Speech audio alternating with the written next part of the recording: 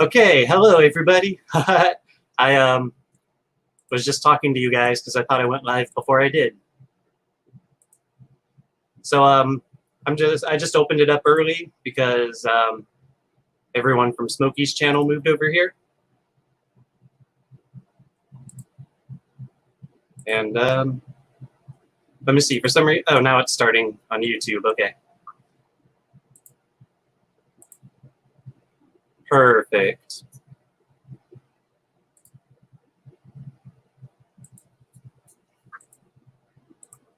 So yeah, my camera is actually clear on StreamYard, and then for some reason, by the time it gets to YouTube, it's really blurry and fuzzy.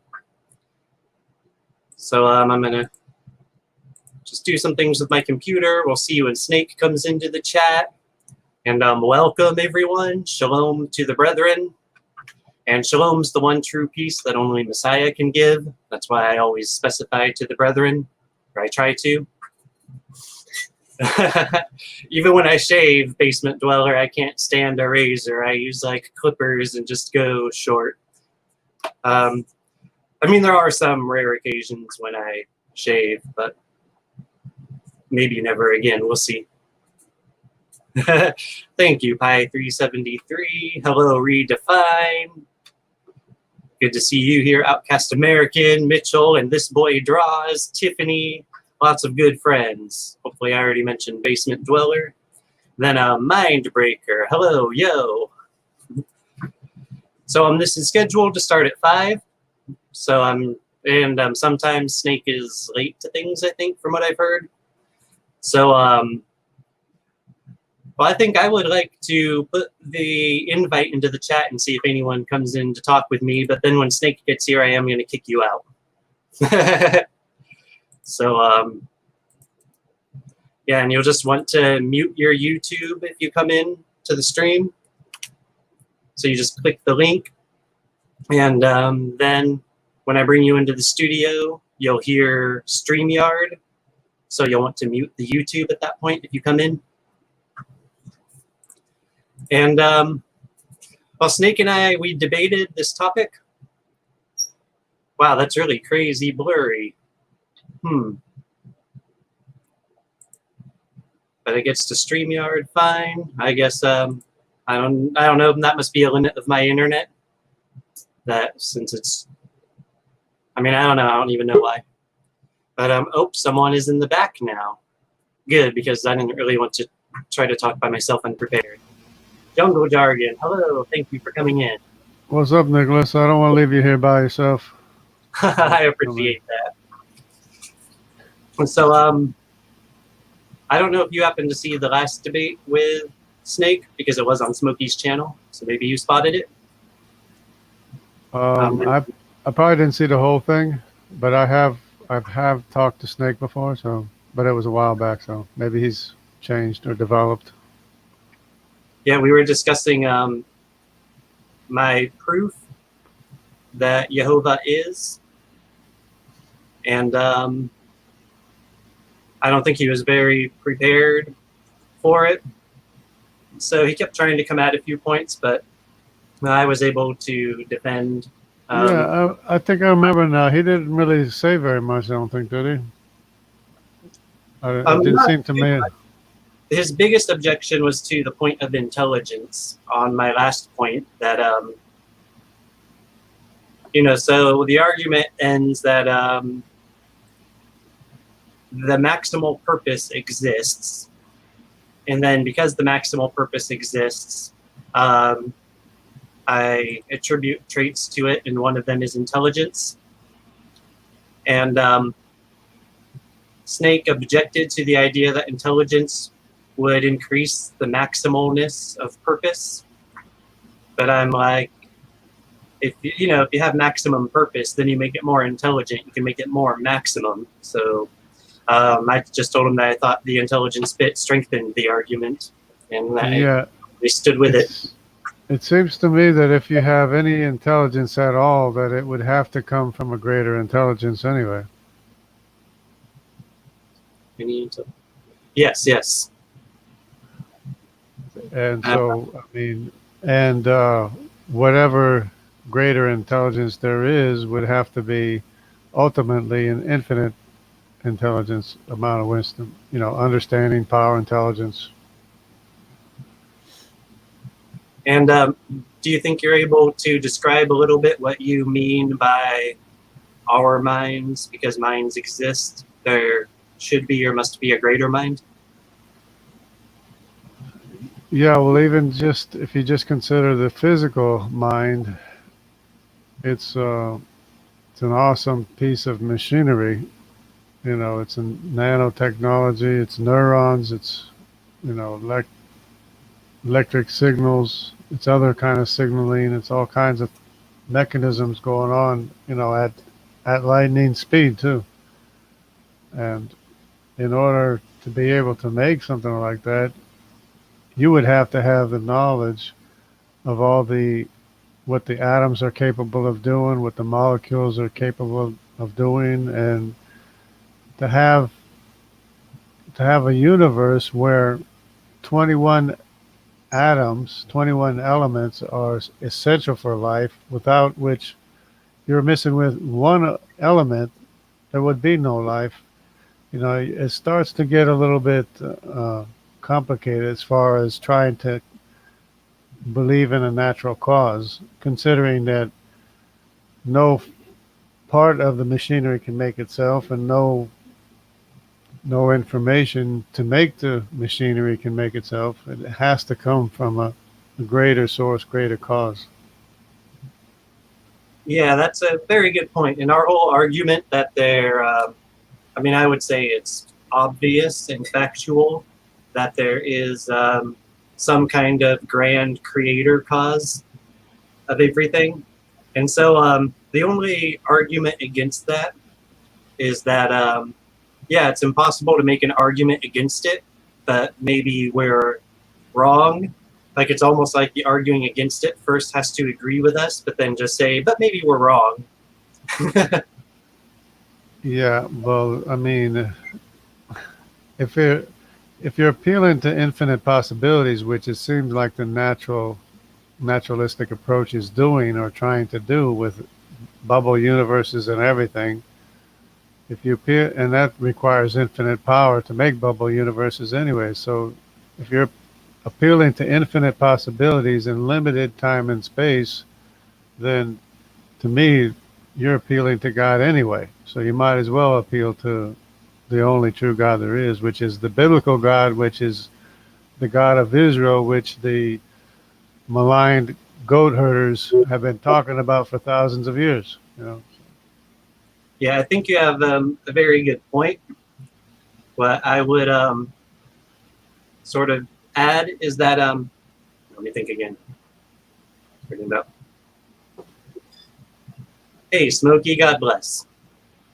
So let me think for a second because I lost my train of thought. So you were speaking of, oh, please. The writers of Scripture have been there for thousands of years already, and they're just now appealing to infinite possibilities in limited time and space. That's the realm of God to begin with.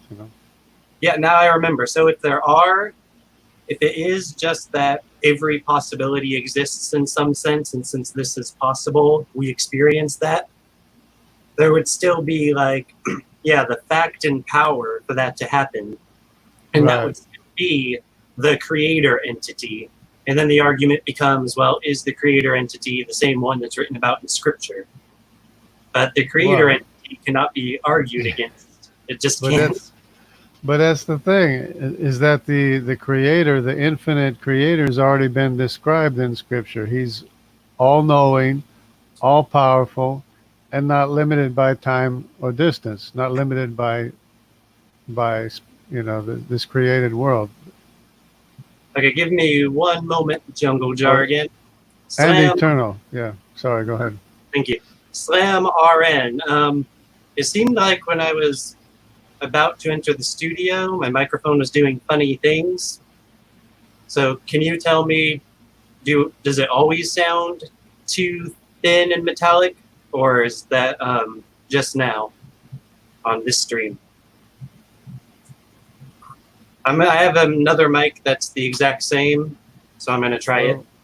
For what it's worth, Go I ahead. don't know why your video, Nick, your video is not as clear as what it was before.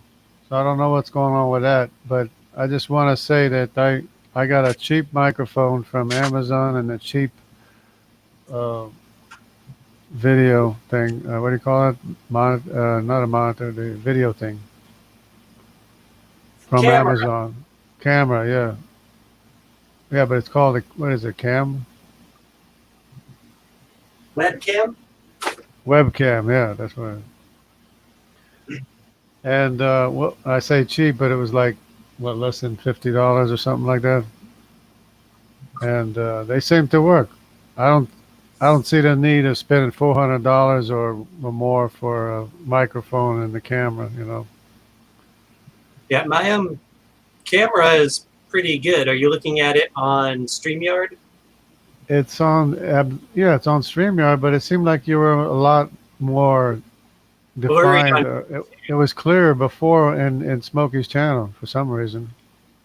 Yeah, so it has something to do with the internet transmissions. I'll just turn the camera off because it's like so blurry, it's distracting. It was blurry, Uh, yeah. I mean, it is blurry now, yeah.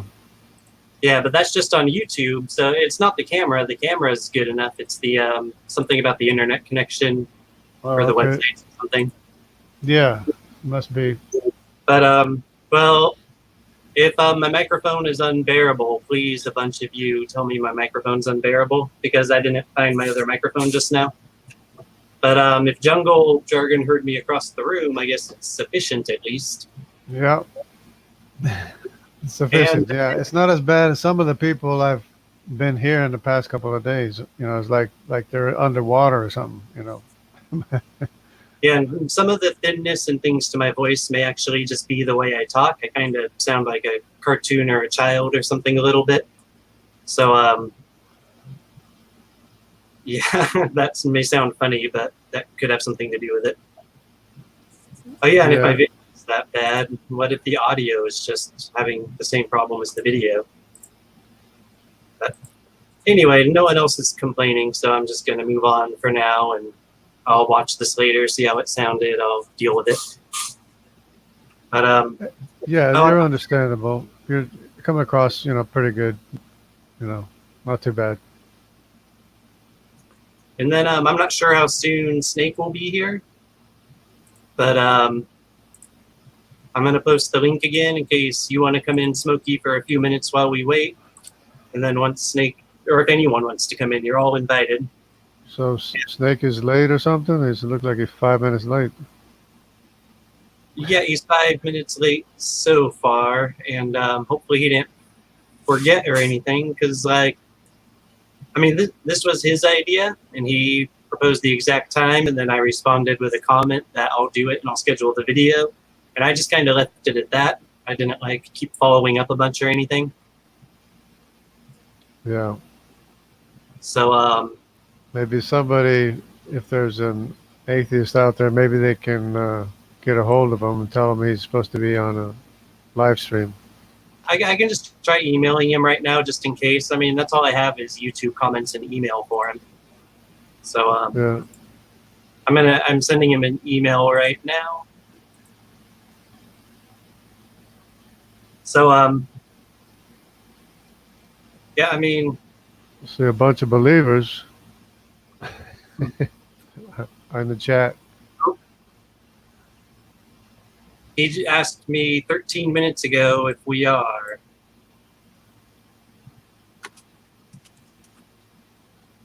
Yes, we are. We are waiting for you now. So he apparently didn't see the comments where I told him I would be doing the thing or something. I'm not sure. Yeah. But yeah, he only sent that 13 minutes ago, so he'll probably be ready to get this email, and he'll probably be in pretty soon. Oh, yeah, probably if he sent the Yeah, message 13 minutes ago. Yeah. Smokey Saint, hello. Oh, brother, how you doing?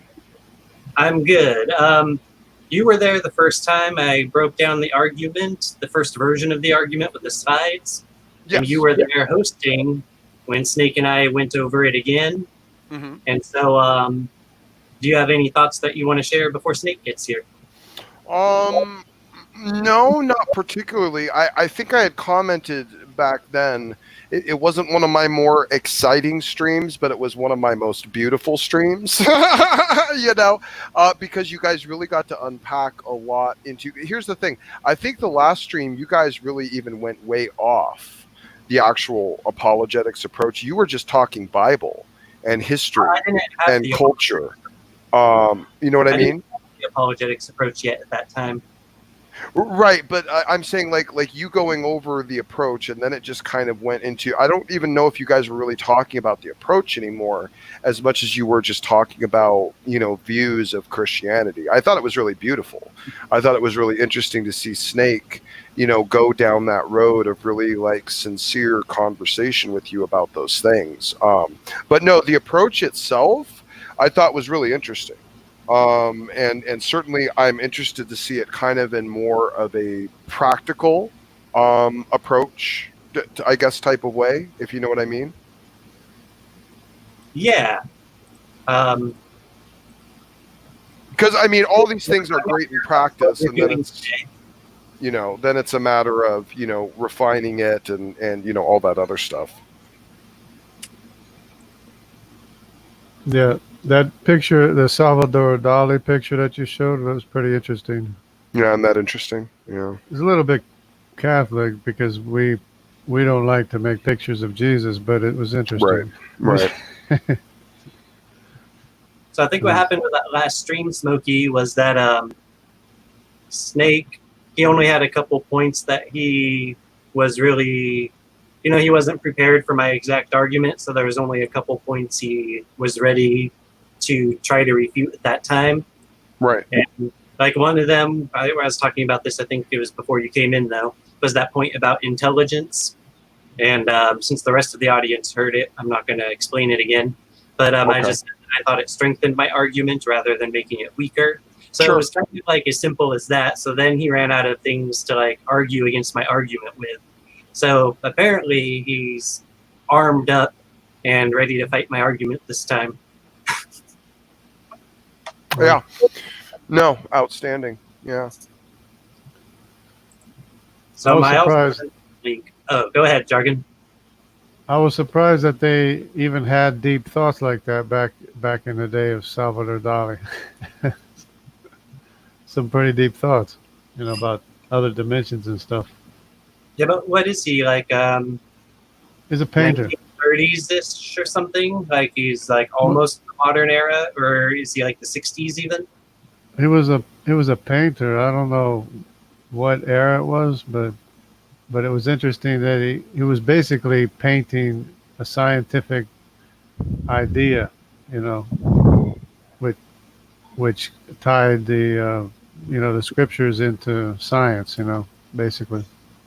Yeah, he was a poet of a painter, I would say. Yeah. A poet and a philosopher with his paintings. That's how he expressed his poetry and philosophy. Yeah. I'd agree. Not that I'm saying I'm like a huge fan or anything. I'm very careful to be a huge fan of Messiah. I don't really know enough about Salvador Dali's spiritual. Right. Yeah. But yeah, he is a poet and a philosopher with a paintbrush, though. Whatever the case. No, for sure. Yeah, we don't really want to name any names other than the name of Christ. That's the only name we should be naming, basically. Indeed. Yeah, I'm very big on being very focused there, focused on Christ. This idea of talking about Bonson and Van Til is a little bit off from what we should be doing. So I'm going to also try commenting where we were communicating before about this. If I recall, he was a little bit late on our stream that we were going to do too, I think. He's trying to find me, but I just think he hasn't checked his email since I sent emails to him. Okay. Yeah, we should. Maybe he'll get a YouTube alert, because here he commented in YouTube trying to get to me. Oh, okay. All right. Well, he should be able to just follow into the stream then.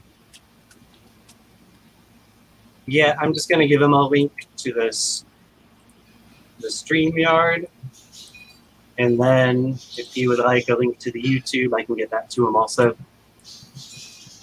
later. So there it is on YouTube also. So now anyone who comes across that can invade my stream. It's already in the chat anyway. And okay, so we discussed the argument some, Smokey's thoughts on it. It's like I'm trying not to like do what I'm gonna do when he gets here, you know. So Yeah, no, and we don't want you to anyway. We kind of want to see it unfold organically. Anyway, yeah, it's funny, Mitchell. He says Smokey the Bear philosophically mauled the whimpering atheists. LOL. Like that kind of irritates me too. That's now the second time James has done that to me. He's just put a random, figure in place. At least this time it's a little bit more consistent. At least this time it's a little bit more coherent. So at the last time it was for the T-jump debate, it was some sort of random bald apologist. I don't remember who it was. Yeah. James, get your world together, please. You're hurting my brand. James, please get your universe back together. I love you.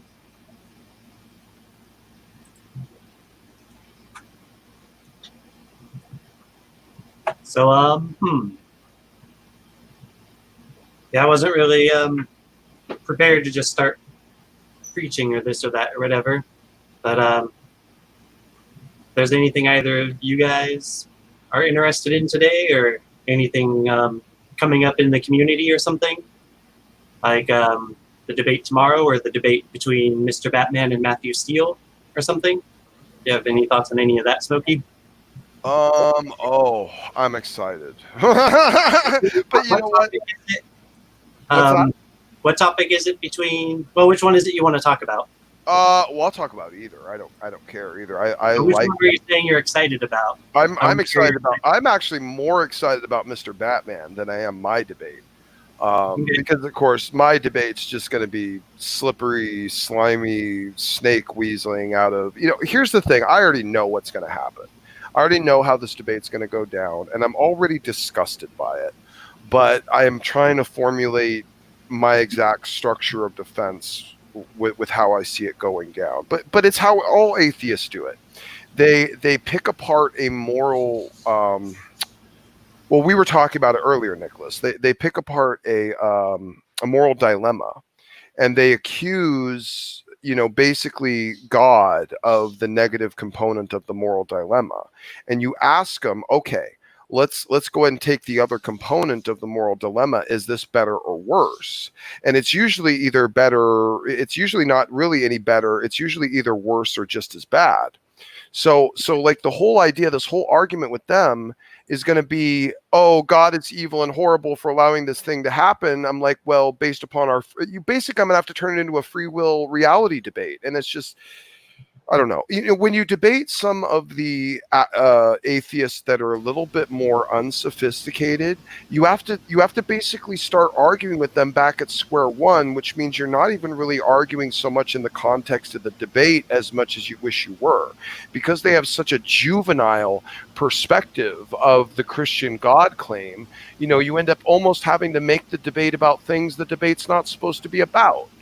So I know I'm going to struggle with that tomorrow. That's going to be one of the big issues, is being able to give, or at least certainly hoping James lets me give enough of a universal framework to understand where their challenges are coming from inside the narrative of the text. Because if they're going to challenge the ethics inside the text and the story inside the text, then that means they need to be consistent to the narrative.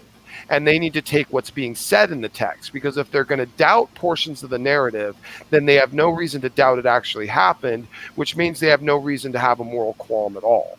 So it's going to get slimy. It's going to get sticky. It's going to get slippery. It's going to be weird. There's going to be lots of dodging. And I have CJ on my side, who is really probably a bit more gentle and soft spoken. So this is going to be a rough one for me, I think. I'm not that excited about it, but you know what? I'm going to make it work. I'm going to go in as a warrior and I'm going to try to make it work. Oh, it'll be a lot of fun. Yeah, just going in more off the cuff with a new partner and, you know, Wing doing it. something a little different than usual, you know, with Right. someone. Right. No, supposedly I'm supposed to have a conversation with James at some point tonight. I'm waiting for an email from him. I guess he wanted to have a conversation with me and him and CJ. I guess as a I've never had him do this with me before, but I guess it's a debate little meeting thing or something. Probably wants to tell me to tone it down or something. I don't know. Probably something like that. Oh, I see. Or try to talk to you just to sort of coordinate that anyway. Yeah, well, at least coordinate, maybe give a little bit of an introduction between me and CJ so we can maybe kind of play off each other a little bit. And, you know, like it's easy. Like for me, it's like really easy with Maddox. Like Maddox and me, and I believe this, like Maddox was my partner for my very first debate ever. So there's already kind of a little bit of a heart thing, you know, kind of like brothers baptized in blood at the beginning of this type thing, you know. So and we've played off each other so well, you know, in live streams, in live debates, in conversations, you know. I mean, it feels like there was something inside the Holy Spirit drawing us together, because we argue similar, but we're from very different worldviews and camps. You know, he focuses much more heavily on the, you know, scientific, the biological, and I'm much more on the philosophical, cultural, theological. So we just fit each other so well in terms of a tag team type of setting. I think we could take on anyone. Yeah, very true. And then, I mean, there's something, you know, not to make it about me, but when you say all that, and then I think about what I bring to the table with spirituality and a different way of expressing myself. Amen. I see how there's a lot of like completeness there. And then if we think of like standing with his science approach and stuff, though you may disagree about some of his scientific conclusions or whatever, but there's just so much. Standing is an incredible, you know what? Yeah, and even if I would disagree, I don't disagree strongly enough to ever make an issue with it. And he really knows his stuff, and he's been looking into it for years. I have nothing but utmost respect for standing. And then we got Tony and Otangelo, the Slayers, the dual Slayers of abiogenesis. Yep. And we just got such like a real team here and a cast. It's so cool. Right. I love this community. No, I do too. And you had put it really kind of interestingly the other night. I loved it. You said it's almost like a ensemble of anime characters, you know, each with their own little niche and, you know, specialities and character profiles. And it was a kind of an interesting diametric that you were drawing there between us and them. You know, it's like, yeah, you know, there's something about us and our little, you know, circle of warriors that's kind of interesting and unique and fun. And I think everyone that's been finding us has really been enjoying it. Yeah, I say this quite a lot. I have never seen a group of believers so, you know, together as I see this group here being, you know, not arguing, not fighting, not fussing, but just, you know, working together, each one with his own gifts, building each other up, you know. I've never seen this before. Yeah, hallelujah. And then also, because we're sort of centered around debates, that makes it very easy for us to disagree and have thick skin about it. And it gives us like so much more freedom to be ourselves and do our work in the Lord completely. We're not always like trying to put each other down for being heretics and stop each other from talking or something. And so I think that's really important too, that, you know, we don't let religiosity get in the way of spirituality. And one thing I want to show real quick, this is cool because I can put on the overlay, which will fit in a second.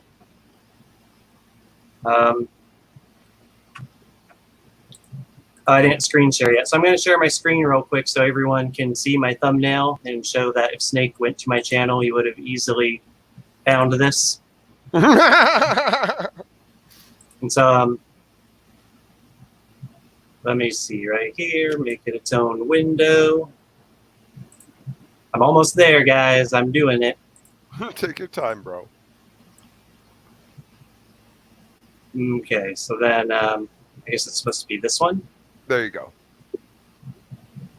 Sort of. I guess it You can only... make it full screen there. You have your branding there, which might cover part of the screen. But yeah, no, you're good. Yeah, it's got Jungle Jargon in my spot. So if I was here by myself, I'd be there in the window where Jungle Jargon is. Oh, I see how you did it. Okay, no, that was smart. Okay, I get it now. Okay. Well, it's just my first one, so I'm just having fun with it here. It's my first overlay that I made with my logo up here. Oh, cool. And okay, sweet. Then everyone can see on the screen right here. So I even got a mouse icon that's hopefully easier to see. And I'm not actually on that screen. I'm on StreamYard. Like, it's kind of hilarious. Look at that right here. That's the big thing on my channel. Then it's also the first thing in this whole upload set. And Snake's logo is right there, so he shouldn't have any trouble finding himself. So he emailed me and went to YouTube and went to the comment section where I said that I would schedule it. And he also should have gone to my channel and found it scheduled. So just sort of throwing him under the bus in my place there. Nice. Then I'm just gonna turn it back to normal again. Yeah, Here we go. I like it this way. There's a little more cosmos.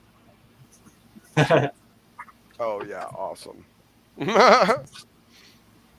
So I guess maybe this is just our open chat stream unless Snake shows up or something like that. Sure. Yeah. I'm kind of basically just waiting for the sun to go down because it is miserable out there. Yeah, he Yeah, might show up.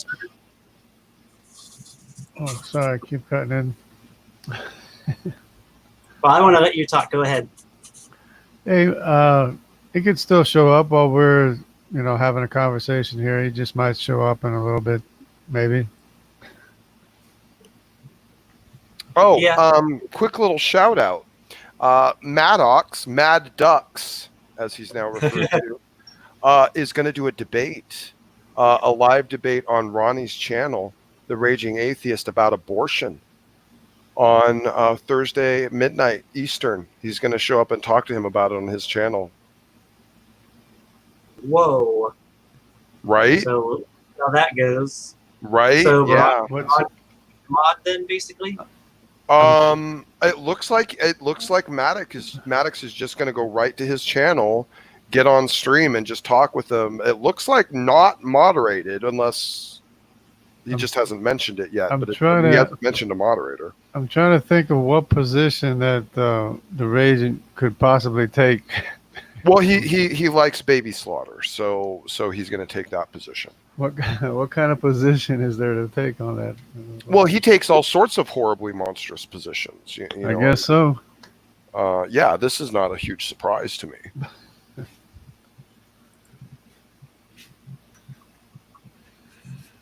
Yeah, I'm going to be very interested to see that. I kind of feel like maybe part of the reason he's doing it is to feel out the territory of how Ronnie's going to handle that.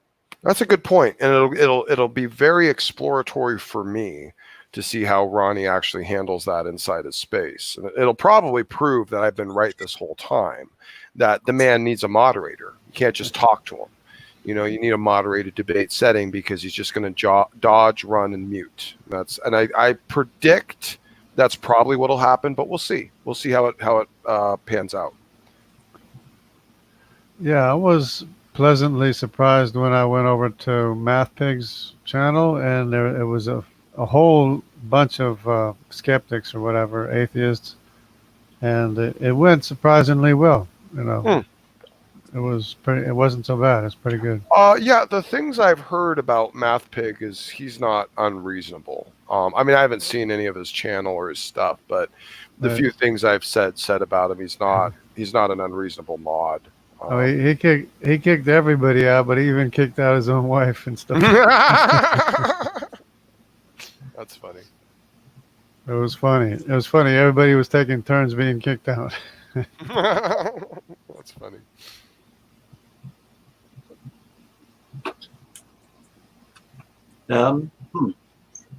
I was really reassured how angry all the atheists were, but how none of them talked about my arguments and all of them talked about things they didn't like about me personally. I found that very reassuring.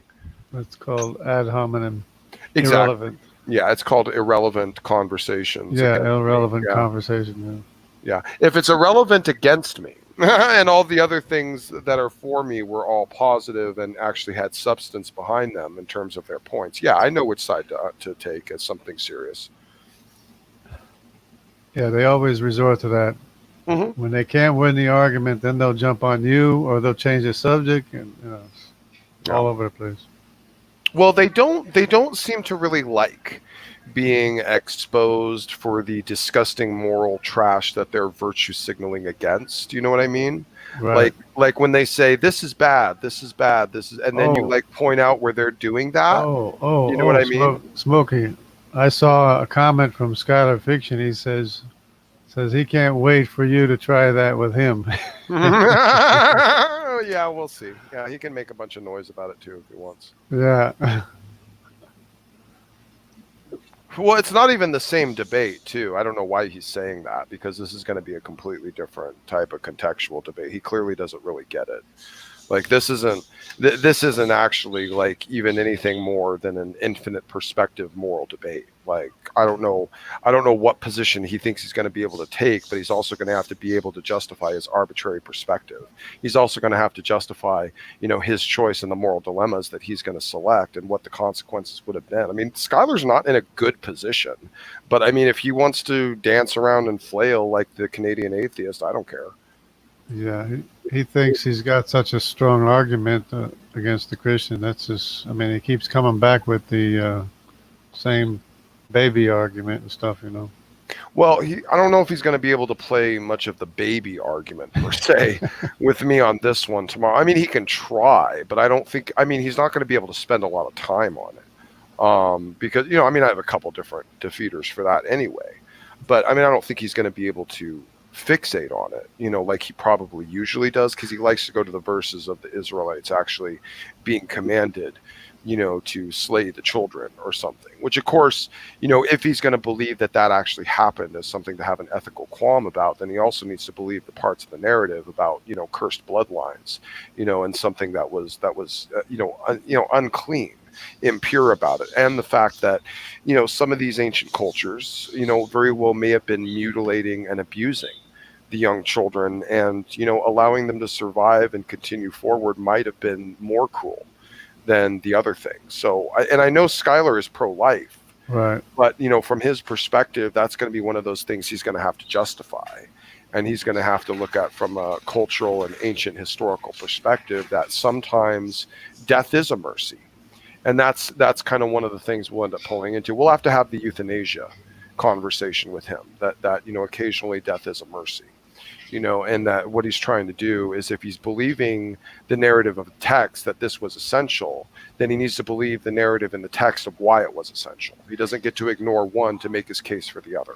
He doesn't get to pretend that all these people in the society were, gumdrops and lollipops, when the text clearly points otherwise. He doesn't get to play that game. There is the truth that if they would grow up, they would become the same monsters as their parents, and they would incur more judgment against themselves. Right. Incur. Right.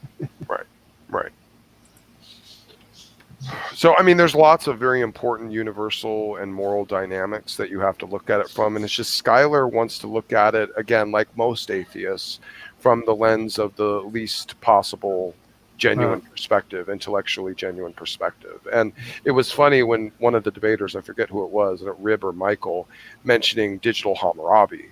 Dr. Josh, which is, Skylar's cohort. And I've just completely been disgusted with some of his claims to quote unquote scholarship in some of his videos. It's just grotesque. Like, that's not what scholarship is. Like the fact that he dates, concurrent and corroborating ancient texts to the amount of time of a siege, and then decides to err against it to try and prove the Bible false because he wants to look at other instances that are not from this particular case instance and try to draw a comparison there. I mean, it's not scholarship. He'd rather accept his narrative than look at the actual history. And that's proof of one of those instances. So Skylar and Dr. Josh both are very unsophisticated men. And I mean, Dr. Josh comes off a little bit better, but here's the thing. And remember, guys, and I remember this from my time in the business world, whatever field you had, whether it was doctor, lawyer, real estate agent, title rep, it didn't matter. There was always a garbage person in that field.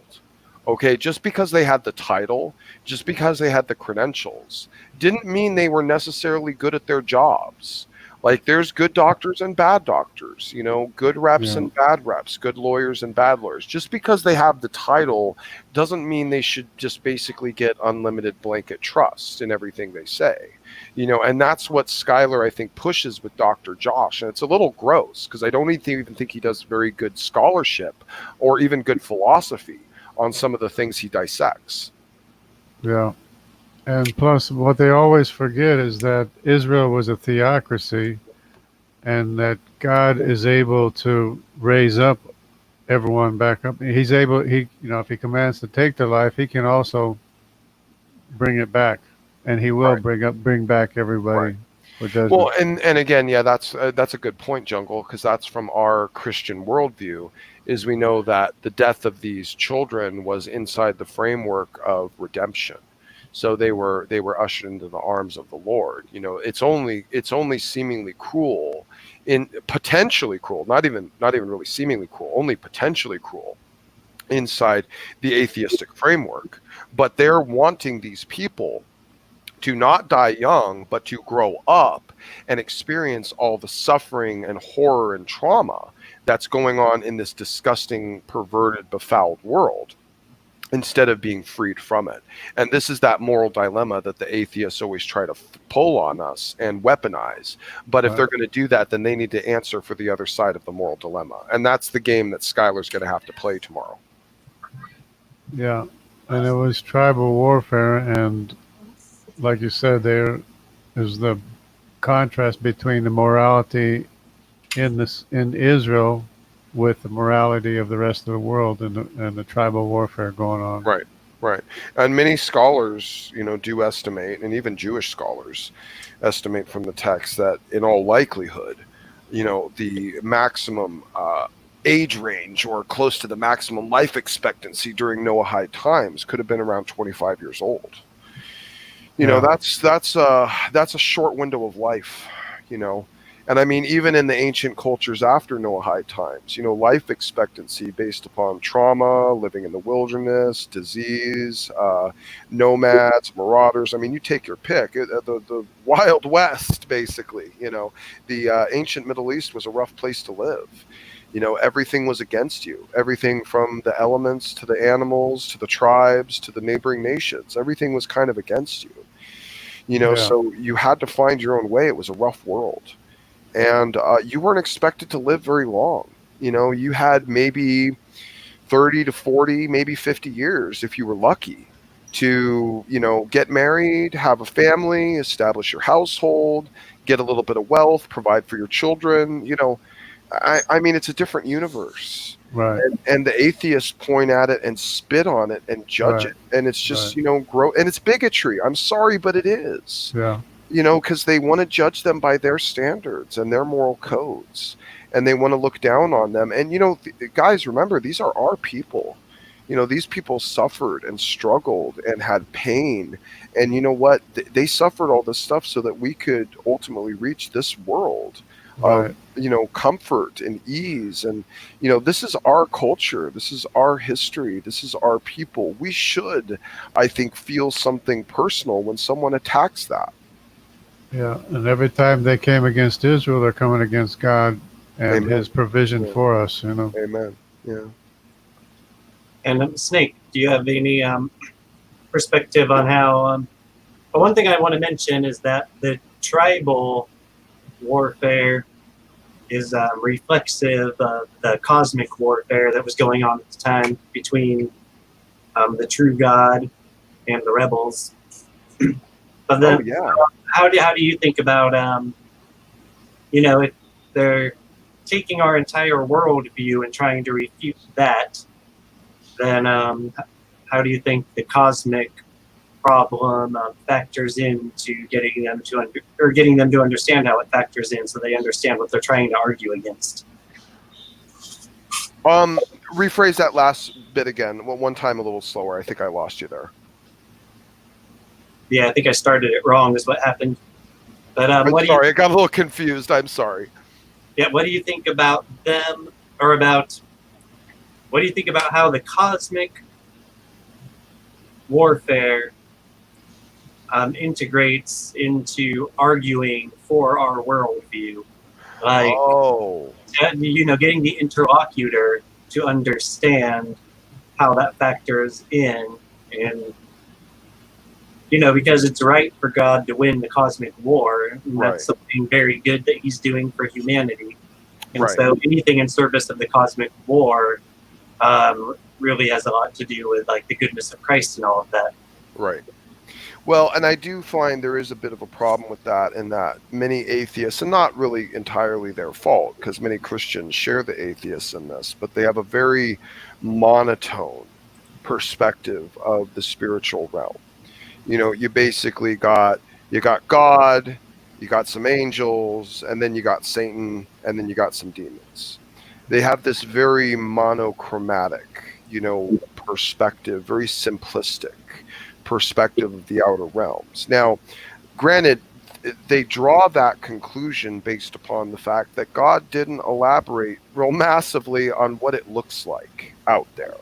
So, but in our, I guess, ignorance, maybe we've kind of said, well, what He's described is what's there. Instead of He's described very little, we shouldn't conjecture too much about what's there. And if we do give conjecture to it, it certainly shouldn't be simplistic, because we don't serve a very simplistic God. And you see that just by the nature of what's around us. We live in a series of very complex ecosystems and hierarchies. I mean, even in our own society and civil structure and psychology. So this type of complexity in this living triune God, holy God, I have no reason to not think would also be reflected into the spiritual realms. And there could be, dynamics and activities that we are just completely ignorant of, but we only get glimpses of in the shadows of Scripture. Like there's one piece of Scripture that really just kind of blows my mind a little bit. Like there's that part of Daniel, I forget where it's at, but I think it's Gabriel comes to Daniel and says, yeah, I was on my way to answer you, but I was delayed. Like, delayed by what? You're like one of the most powerful angels. You're an archangel. Well, because he's in battle. There's a crazy, complex, universal dynamic going on out there. And there's probably regions of this world that are controlled, or not even maybe controlled, but swayed by really strong evil spiritual pressures. I think they tend to focus around urban centers where people collect very heavily, and they start to diverge in their reality and their moral reasoning.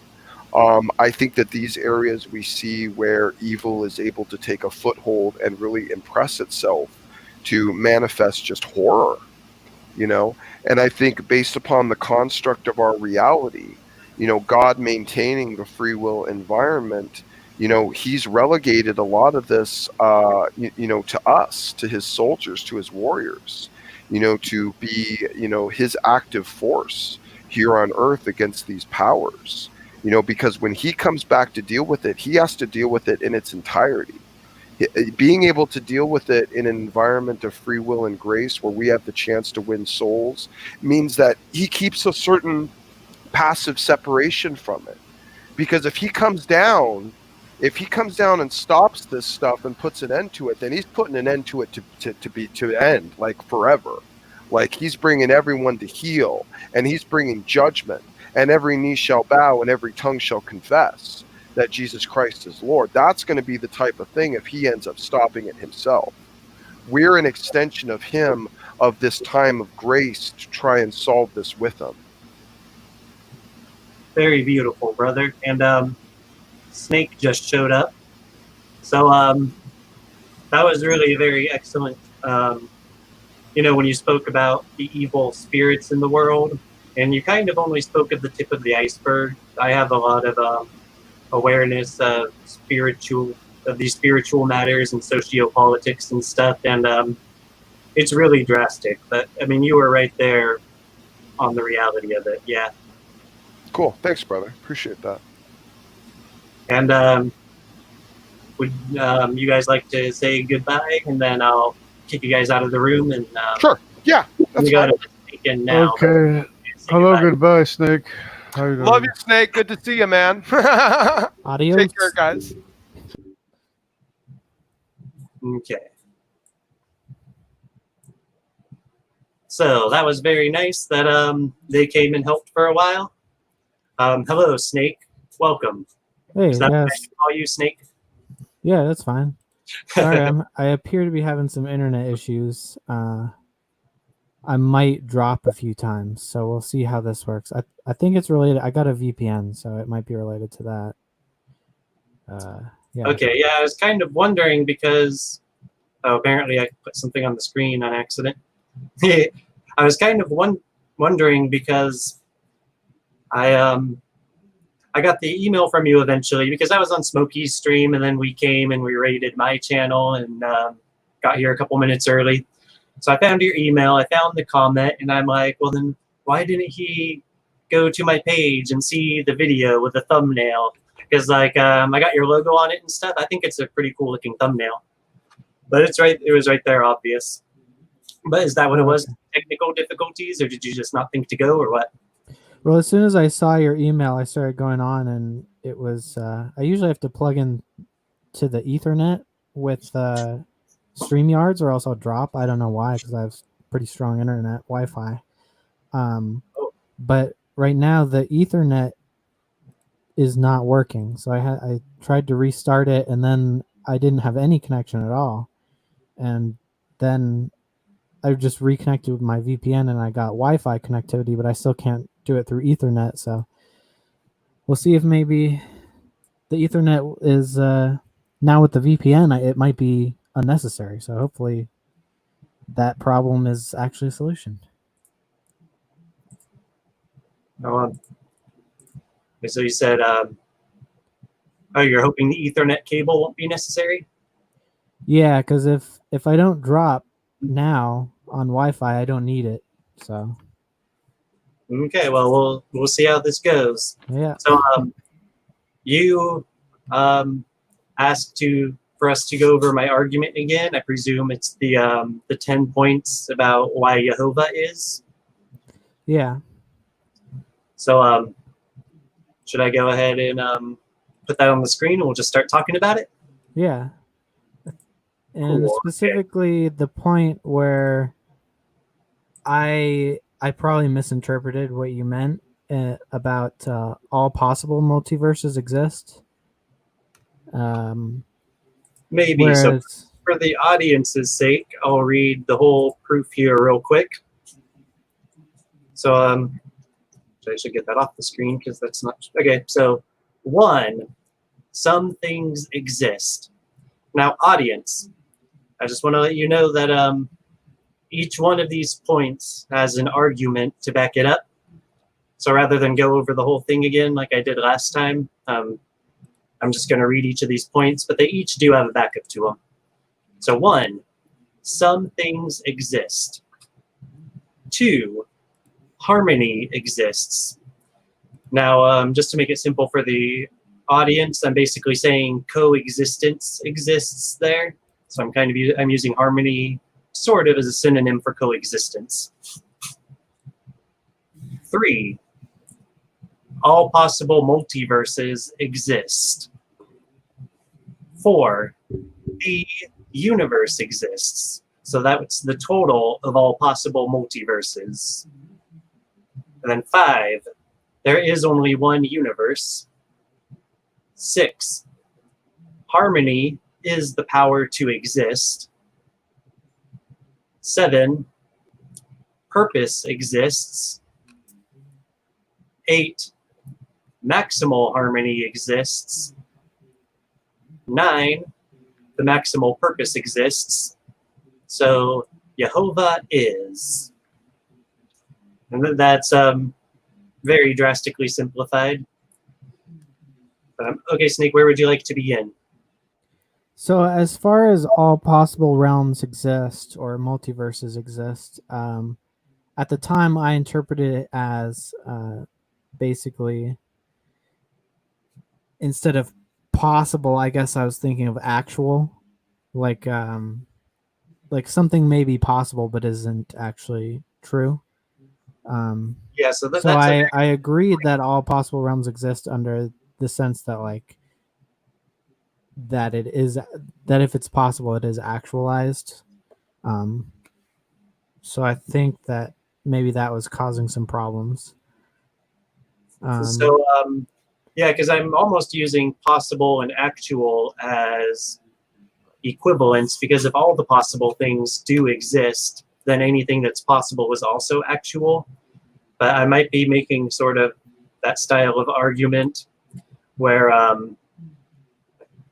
people, let me see, all things that are possible are actual. Oh yeah, that 100% probability of evolution because we are here, you know, that argument that because we are here, the probability is 100%.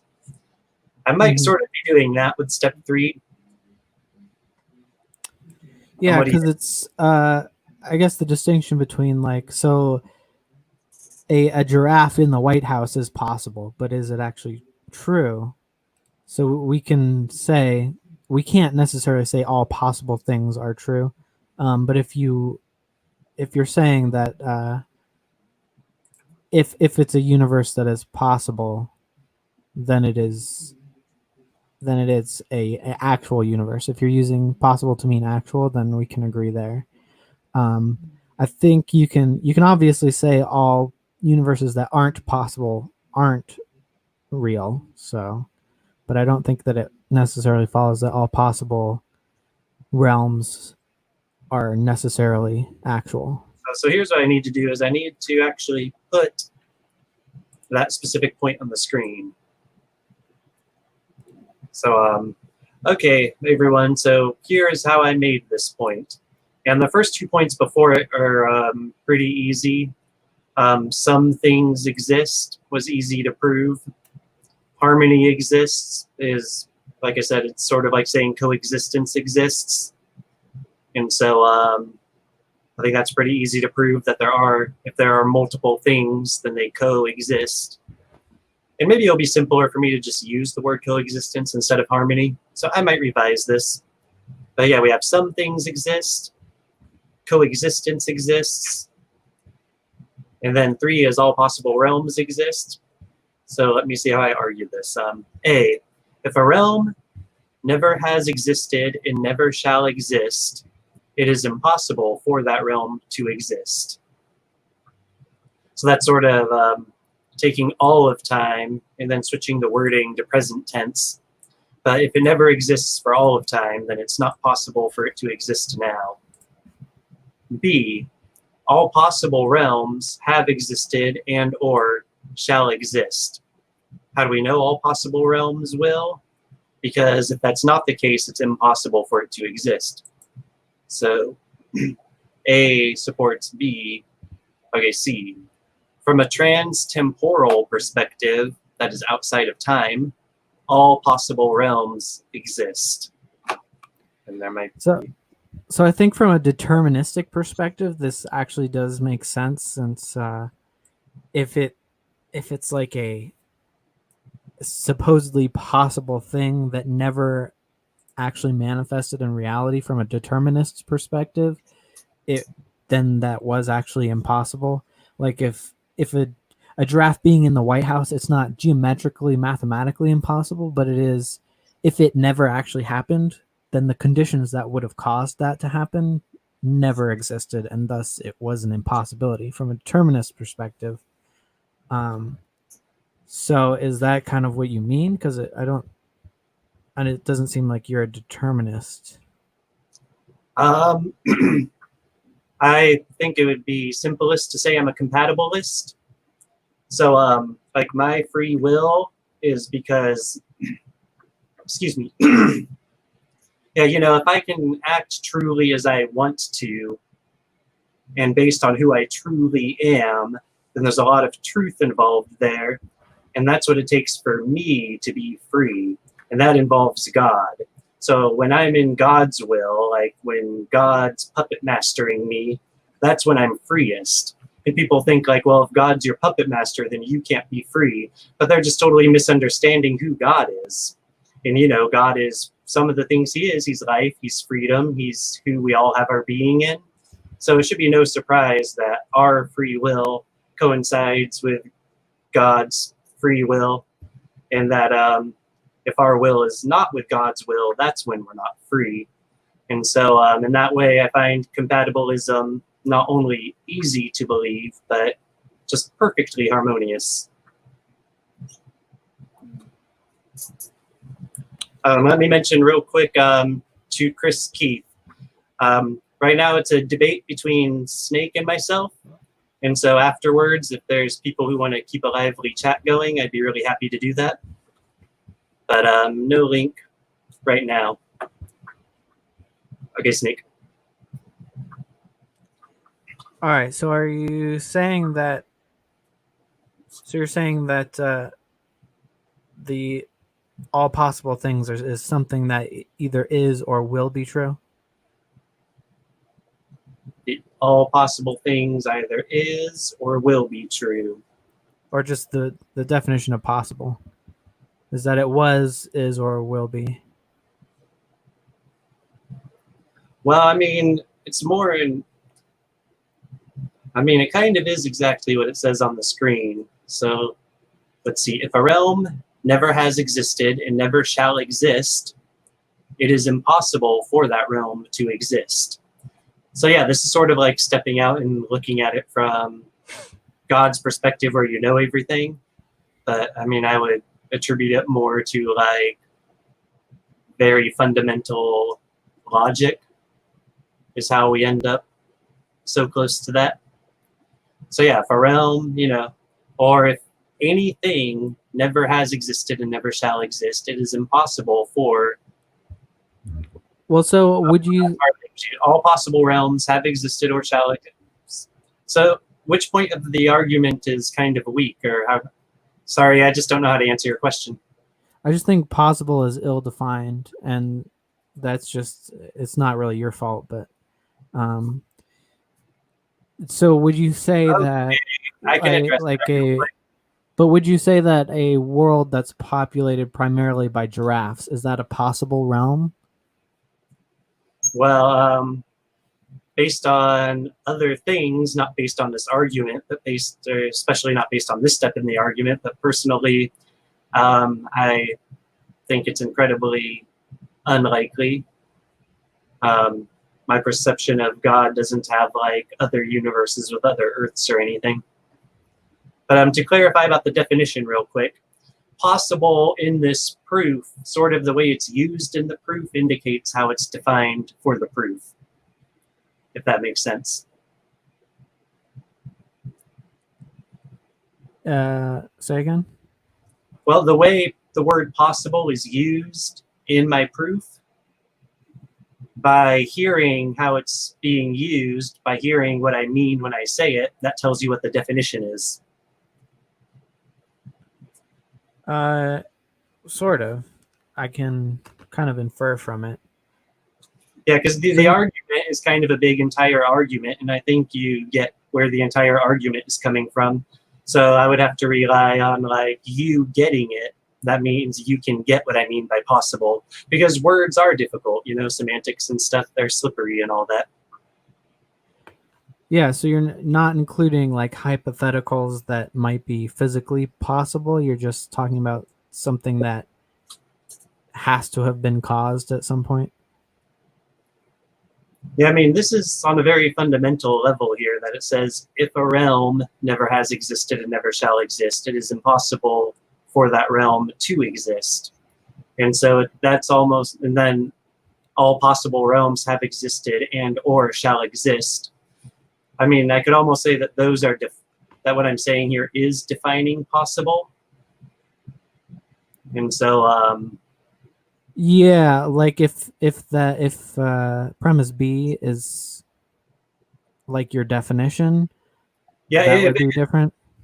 Yeah, if premises A and B are true, then the word possible is being used correctly here. I guess makes sense, or something. I mean, trying to dig so deep into a semantic is kind of difficult. I might do better, like on where you think there's weak philosophy or something weak about my assessment of reality, rather than being really hung up on word use. Because I thought of this, I thought of this as the most likely source of existence like 5 years ago. And then I went through one whole set of words trying to describe it maybe about a month ago or 2 months ago. No, about a month ago. And then that was really hard to follow and stuff, I thought. So then I wrote this one, which is a lot like more succinct and cleaner. And so it took me a long time to even have the words for this. So I can't pretend to have the perfect words now that I finally have words for it. Yeah, I'm doing a similar thing with morality. So Yeah, if I can tie it in real quick to something we said in the last stream, because a lot of these people were here, I talked about thinking without words, abstract thought, and then connecting that with articulate conscious thought. Or actually, it's conscious abstract thought and subconscious thought. So you have conscious abstract, subconscious abstract, conscious articulate, and then I don't know if it's, I don't think we use our subconscious for us to articulate. So it'd be the three. You have the subconscious, the conscious articulate, the conscious abstract, and the subconscious abstract, and we can use those three together. So that's what I hear you saying, Snake, that you're kind of doing with your argument about morality, is you're kind of not at the place of words yet. well, mostly it was hard to articulate, but I've found a few words like like the way I use freedom is pretty similar to the way you use harmony, and I kind of like it for that reason. Like it's kind of both derived from like this concept of things coexisting and not eliminating each other. But Yeah, you see, in freedom is so deep and spiritual, so different from that, that we can save that for a was the snake right argument. yeah.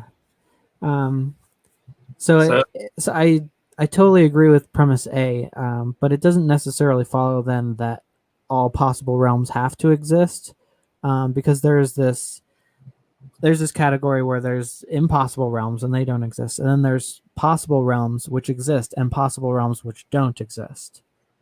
Under I guess the layman definition, but I'm totally fine with as long as we make it absolutely clear by saying that the way you use possible here does not includes only those possible things that are true.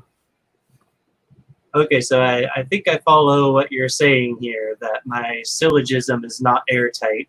Let me check. If a realm has never has existed and never shall exist, it is impossible for that realm to exist. So for every realm that never has existed and never shall exist, for every realm that never exists, it's impossible for it to exist. So then, if it is possible for a realm to exist, it cannot be a realm that never existed. So no, I'm solid on A and B. It's because that word impossible in A allows for B. Okay, and this makes sense to me from a determinist perspective, and I guess I am a compatibilist too. So,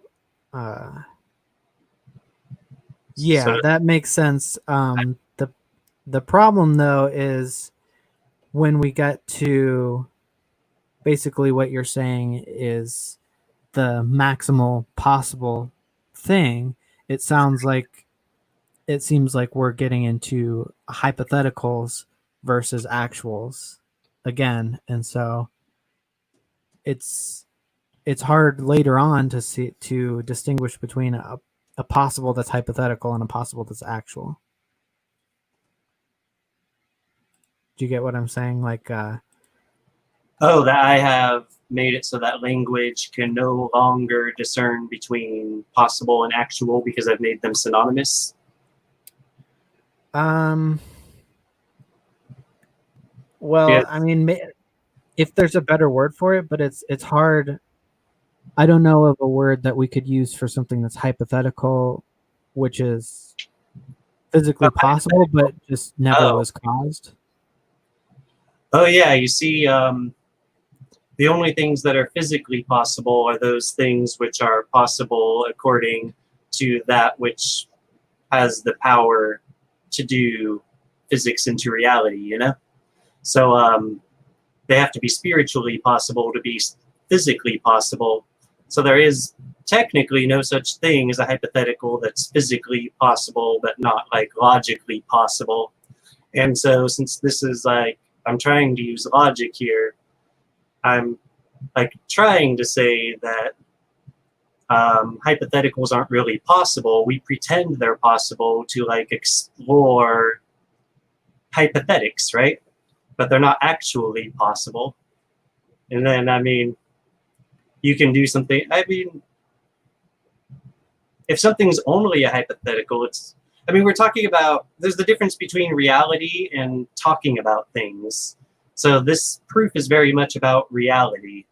And so all the vocab within this proof, it's necessary that within the proof, it makes sense, but it's not trying to set what the definition should be for words other places. So like this just doesn't address the hypothetical. So I don't need to have that ability in my vocab for the proof because you can see right here on step 3, I've cut right past the hypothetical. Well, So I think that becomes a problem when you're talking about the maximal purpose or maximal harmony because we don't actually know what that is.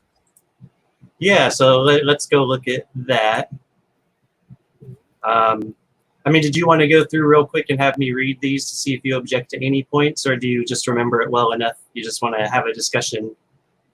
Well, the possible was the only thing that I looked back on and said I should have said something.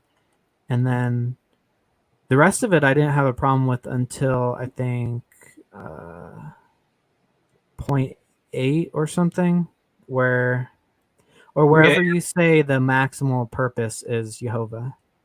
Yeah, I think I've kind of made a mistake with this. I should have just read it real quick because there's all these people who weren't there for the first debate. So I'm just going to read the entire thing through, and then we're gonna be on the last step when I'm done, and that's what you want to discuss now. So we'll get there. Okay. So, okay, audience, here's what Snake and I have been talking about this whole time. I already read you the full 10 steps together. So I'm just going to take you through this now. 1, some things exist. A, oh wait, let me check how it looks like on screen share real quick before I do the whole thing. Okay, and I'm just going to make it bigger. Make it bigger. Okay, 1, some things exist. So I prove this with A, you experience, so you are an experiencer thing.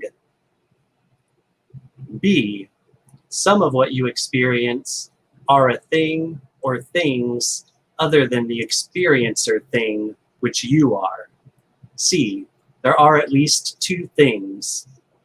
1, some things exist. 2, harmony exists. A, if a thing is eliminated by something else, then first said thing no longer exists. B. Some things do not eliminate some other things. C. To not eliminate some other things can be simultaneously reciprocal. D. I will label that reciprocation as harmony. E. If any things exist, then harmony exists. 2. Harmony exists. And this should, I think, technically say if some things exist, then harmony exists. Okay, 3. All possible realms exist. A. If a realm never has existed and never shall exist, it is impossible for that realm to exist. B. All possible realms have existed and or shall exist. C. From a trans-temporal perspective, all possible realms exist. 3.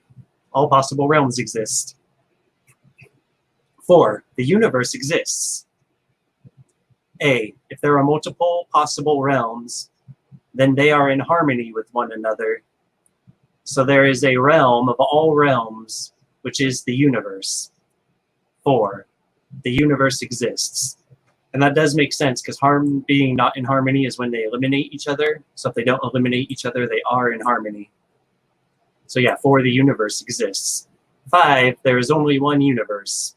A, there is only one universe. The universe may be multiversal, yet remains one. 5, there is only one universe. 6, harmony is the power to exist. A, the measure of harmony is best described as quantitative measure of power to exist. And okay, I'm just going to admit right here, in a mathematical sense, some of this might be a little bit of a mess. But I'm doing my best with words here. So yeah, the measure of harmony is best described as quantitative measure of power to exist. B, it is likely that greater harmony results in patterns which then serve to simplify a system, so that quantitative measure of power to exist cannot be measured via measuring how much computational processing power is required to describe the details of the system. 6, harmony is the power to exist. Okay, that B right there is just to like, that's very technical. We don't really have to go into that. 7, purpose exists. A, purpose is the quality that a system of harmony will reach a greater measure of harmony. B, it is possible for purpose to exist. C, all possible realms exist. I'm not sure I even follow this proof. 7, purpose exists. So let me see this real quick. Well, I'm just going to read it to you guys. 8, the maximal harmony exists. A, maximal harmony is maximal power to exist. 8, the maximal harmony exists. 9, the maximal purpose exists. A, all possible realms exist. B, the greater maximal purpose, the greater the maximal purpose, the greater the maximal power to exist, the more likely the existence thereof. Okay, C, the likelihood of the existence of maximal purpose is maximally likely. And I wrote not a play on words. 9, maximal purpose exists. So then here's the entire proof. Some things exist. Harmony exists. All possible multiverses exist. The universe exists. There is only one universe. Harmony is the power to exist. Purpose exists. Maximal harmony exists. The maximal purpose exists. So the conclusion is Yhvh is. I wrote it here at 10 as one is victorious. So that's of all the possible multiverses, one is victorious, I think is the main meaning of those words. A, it is possible for one proposition of possible existence to be the maximal of purpose, and so to have and be the one supreme power to exist. This would surely be the fact of all factuality. B, the maximal possible transtemporal measure of purpose of a system is of greater maximum. Okay, I got to start B over again. B, the maximal possible temporal measure of purpose of a system is of greater maximum if the dynamics of maximal purpose synergize through the universe of maximal possible harmony. So that's sort of like saying the better starting point when multiplied by the better starting point of harmony when multiplied by purpose will be that maximal possible result, which is the one that exists. It's the most likely to exist. I've already proven that. C, the maximal possible is maximal enough to not be supplemented or added to by any other proposed possibilities of existence. 10, one is victorious. Okay, so here's 11 is Yhvh is. So this is where, Snake, you are, I believe this is where we're at, that you think I'm using the word possible to sneak something in here maybe, or where are we at? Well, it's partially what you just mentioned was maximally likely to exist, is we don't actually know that what you're saying is the maximal purpose. We don't know that concept actually exists. And that's the entire point of this whole syllogism. So I think that's probably a problem. Well, the whole point was that the syllogism is proving that this maximal concept exists. So then... well, the maximal does exist. I'll agree with that. But what that is, we don't know. Okay, so do you have a problem? I don't think you have a problem with the word harmony, at least not yet. But do you have a problem with how I bring purpose into it? Nope. Mostly just possible, because it's just the way that it gets confusing, like with deterministic properties. Like, is it possible to get a penguin to the moon? Yes, but is anyone ever going to do it? No. So then it's not possible under determinism, but you could do it if someone wanted to. Now, is there if NASA wanted to. Is there anywhere within this proof that these issues have anything to do with anything? Yeah, because if you say that, because basically what you're doing is imagining a hypothetical maximal and then saying that exists simply because I don't actually know why. It seems like you just declare that Yhvh is the maximally likely or maximally possible purpose. Okay, so it sounds like in a lot of ways, generally, you find this whole thing fair. So, I mean, was it fair all the way through step 9? The likelihood of the existence of maximal purpose is maximally likely, not a play on words. Okay, so, I mean, was it? Yeah, I mean, whatever it is, that's what it is, and it exists. So then the question is, what is it? So when I go to step 10 and I say that 1 is victorious and I specify down to only 1 instead of the whole multiverse thing, then what do you think of that? I think it's fair that you could derive that everything that is true is derived from some singular fact. So getting to the oneness part is fine. So then let me go ahead and read Yhvh is to the audience in full, and then we'll see if this can get to where you're still irked by this. Okay, Yhvh is A. The maximal harmony and maximal purpose are possibly most maximal if they are the maximally intelligent.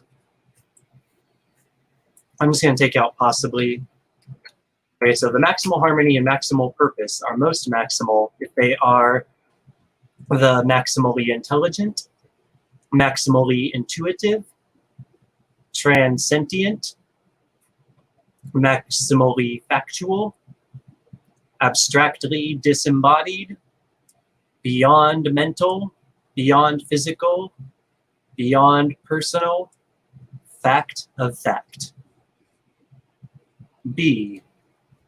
The maximally likely source of the universe is that entity with maximal harmony and maximal purpose. Yhvh is. And then what the audience is missing is the definition of Yhvh from the Bible.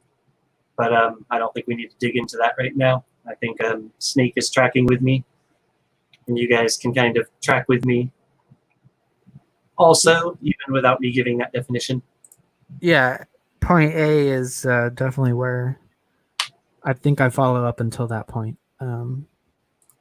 Again, this is where we So- came last time.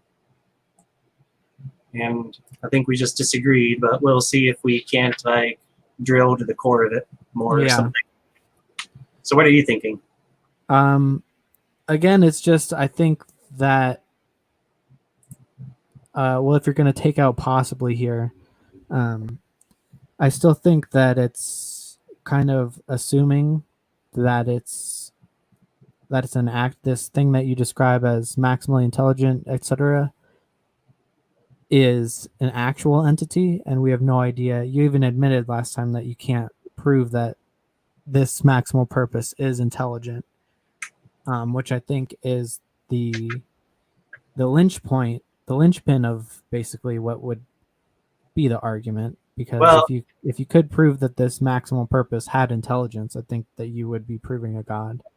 You see, and that's where it's sort of opposite is like, I know that the structure of this is a logical syllogism, and maybe if I was to make it really complete, I would have to be careful with making precepts and restructuring it some and stuff. But although the structure of it's a logical syllogism, I'm more being like down to earth with it, you know? So like for me, the maximally intelligent, that's not something I need to prove. By me putting that there, it made the argument stronger. And I mean, that's the way I see it. But I am willing to talk about it a little more and try to explain why I say that, which I don't think I was able to do last time. We'll see if I can do that now. So It's just that these are just hypothetical things that a maximal thing might have, but we don't know if it does have it. okay, well, let me ask you what your opinion is. Like, if an entity is an entity of harmony and purpose.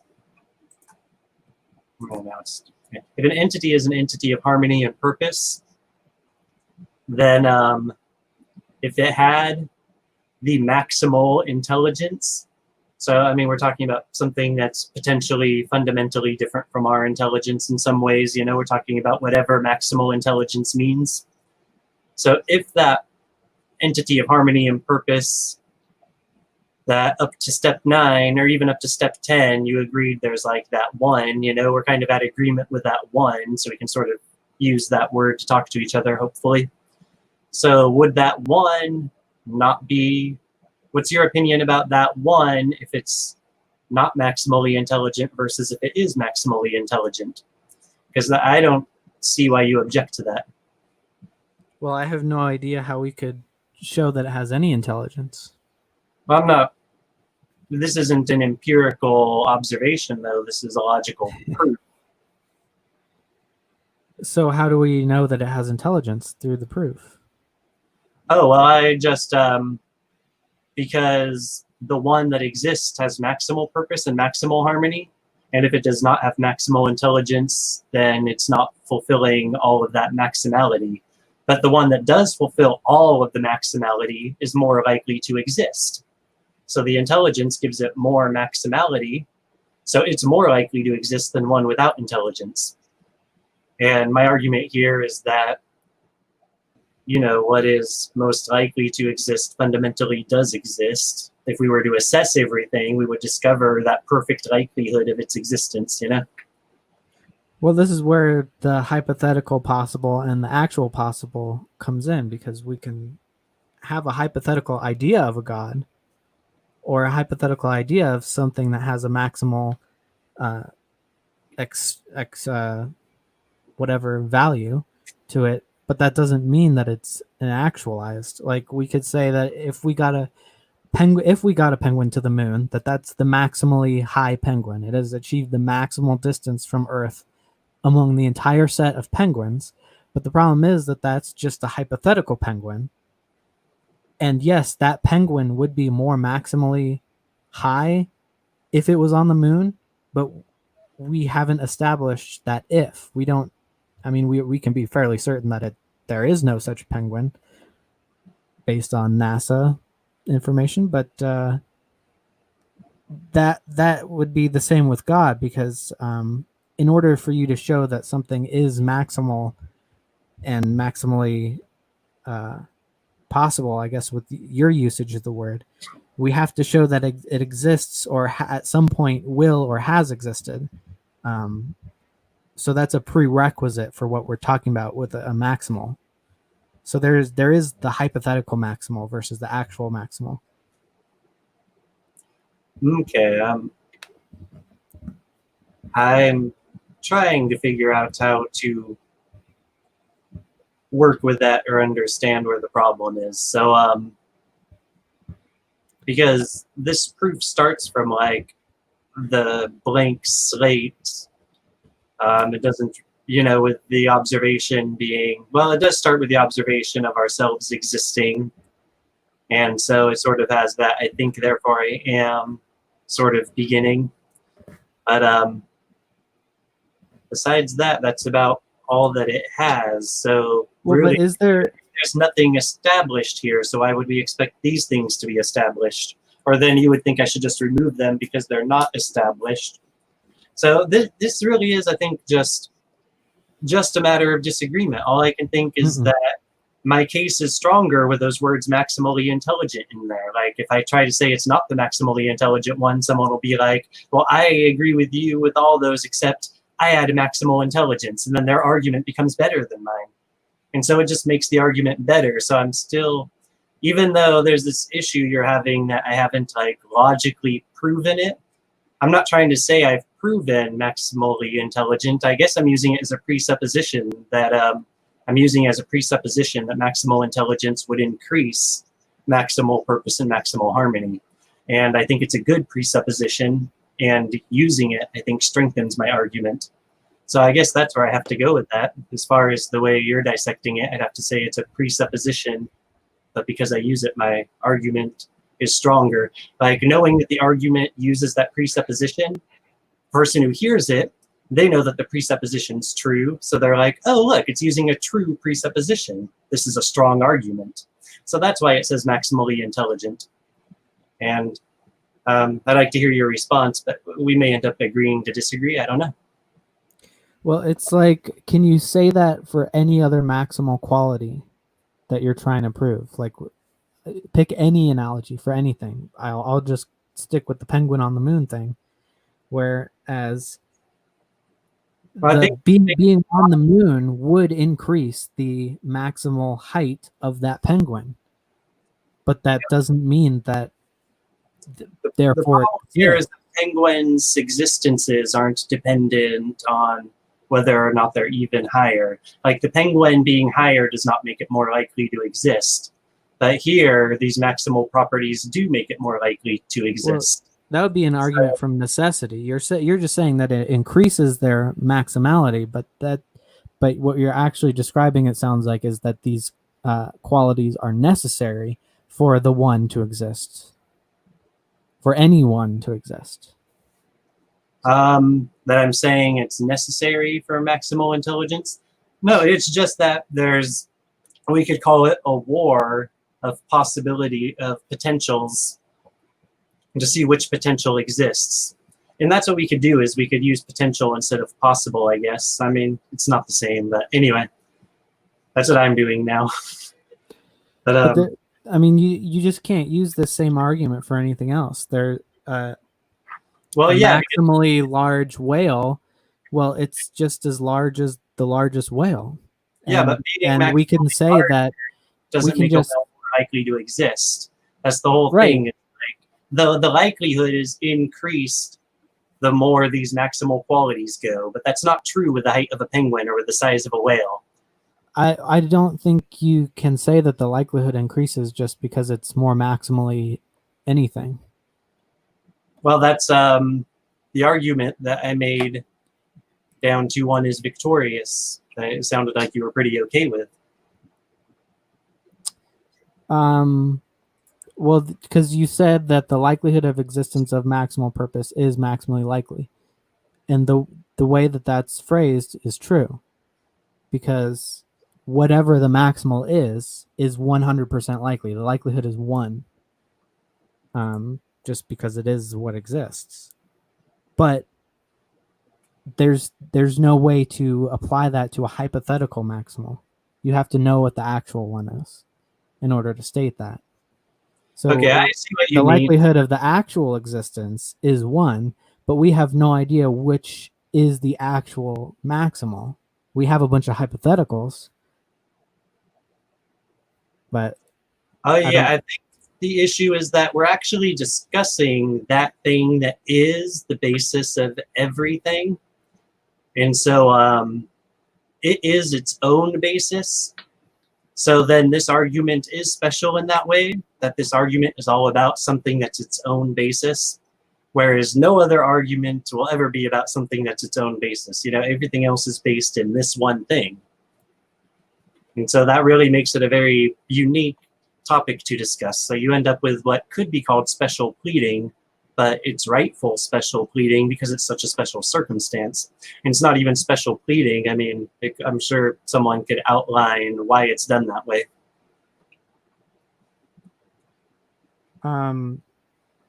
Why is it okay to do it for God but not for any other maximal property? Well, if you have another maximal property that makes something more likely to exist, the more that's maximized, you know, then, and if that's something that you would be able to put a property into words like that, that sounds very difficult to do. Well, yeah, maximality isn't what makes it likely to exist. Its possibility is what makes it likely to exist, or its actuality is what makes it likely to exist. Because something's not the most maximally strong person is just whatever is possible. You can imagine a stronger person, but that doesn't make the stronger person more likely to exist. Okay, I do totally track with you now. And then, so you're still, if I admitted that maximally intelligent, I could bring that as a presupposition, or I think I didn't really word it that way, but for me, so are you disagreeing with my presupposition that maximal intelligence would increase the maximal harmony and purpose? Or are you disagreeing that maximal harmony and purpose are, I don't think you can disagree with that part because that's the 10 steps we just went through and got to the one that's victorious, right? I disagree with the fact that if you declare that exists just because it's most maximal, hypothetically. Well, I declare that it exists because it's more likely to exist than anything else that exists. But the likelihood is based on its maximal properties, but those maximal properties are entirely hypothetical. Yeah, or is it the maximal properties are a label for the fact that it exists? And so then I add, I say, well, I see what exists. I'm going to label its harmony maximal harmony, because if there was greater harmony, that would exist instead. I'll label its purpose as maximal purpose, because if there's greater purpose, that would exist instead. And if it has intelligence or not, it has maximal intelligence, because otherwise the one with maximal intelligence would exist instead. And then the question, what is maximally intelligent for an entity like this? And I think that would be the maximal intelligence of all, And so,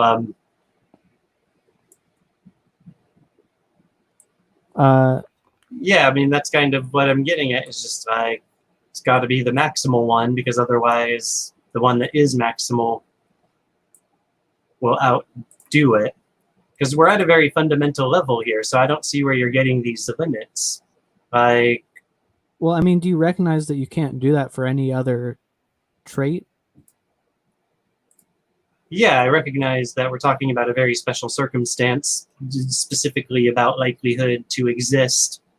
And so it is different than anything else that can't have the same argument attached to its likelihood to exist, Like, I can't, if it was increasing its size, I couldn't say, look, by finding a way that it's increased, then yeah, that hypothetical one is bigger, right? If I make the hypothetical whale bigger, it's a bigger hypothetical whale. If I make the hypothetical penguin higher, it's a higher hypothetical penguin. But here, that doesn't make it more likely, though, right? Yeah, but here I am saying that if I make this hypothetical realm, this hypothetical source of the universe, or this hypothetical universe, if I make it more likely, then it's more likely. So like the penguin being higher would be higher. The hypothetical penguin, if it's higher, is higher. The hypothetical whale, if it's bigger, it's bigger. The hypothetical possibility, if it's more likely, is more likely. So I think that's where we're at. But what makes it more likely? Well, there's the first 10 points. Is and it like I make it even stronger here on point 11. I don't see how you get to more likely, though, just because it's more maximal, because that's Well, it's maximal specifically in harmony and purpose. It's not just some vague maximal, like using the concept of quantity or math or something. It's not exactly the same thing as that. It's kind of trying to stick to, the coexistive properties, and, purpose being that those coexistive properties increase with time. So you have this, that way it's ballooning and getting bigger. So that gives you that more potential maximum, You have a larger potential maximal, but does it actually exist? Well, because just because it has more of an intense quality doesn't mean that it necessarily exists. Okay, so if it has the more maximal harmony makes it more likely to exist, and the more maximal purpose makes it more likely to exist. So how? It's the more likely, the hypothetical that's more likely is more likely. Well, isn't that what the first 10 points were that we agreed on? So are we now looking back in the proof somewhere to disagree? No, I don't think that's what you were saying at all. Let me see. That's exactly what I think I'm talking about. I thought I was pretty detailed about it. Okay, so point 8, premise B, maybe. I think you said the greater the maximal purpose, the greater the maximal power to exist, the more likely the existence. Okay, yeah, I think I would have to disagree with that. I don't disagree with point C. So on 9 here? Yeah. On screen now? Premise B. The greater the maximal purpose, the greater the maximal power to exist, the more likely the existence thereof. Okay, if this was a chronological entity, that would make no sense, but this is a trans-temporal entity, and so it makes perfect sense.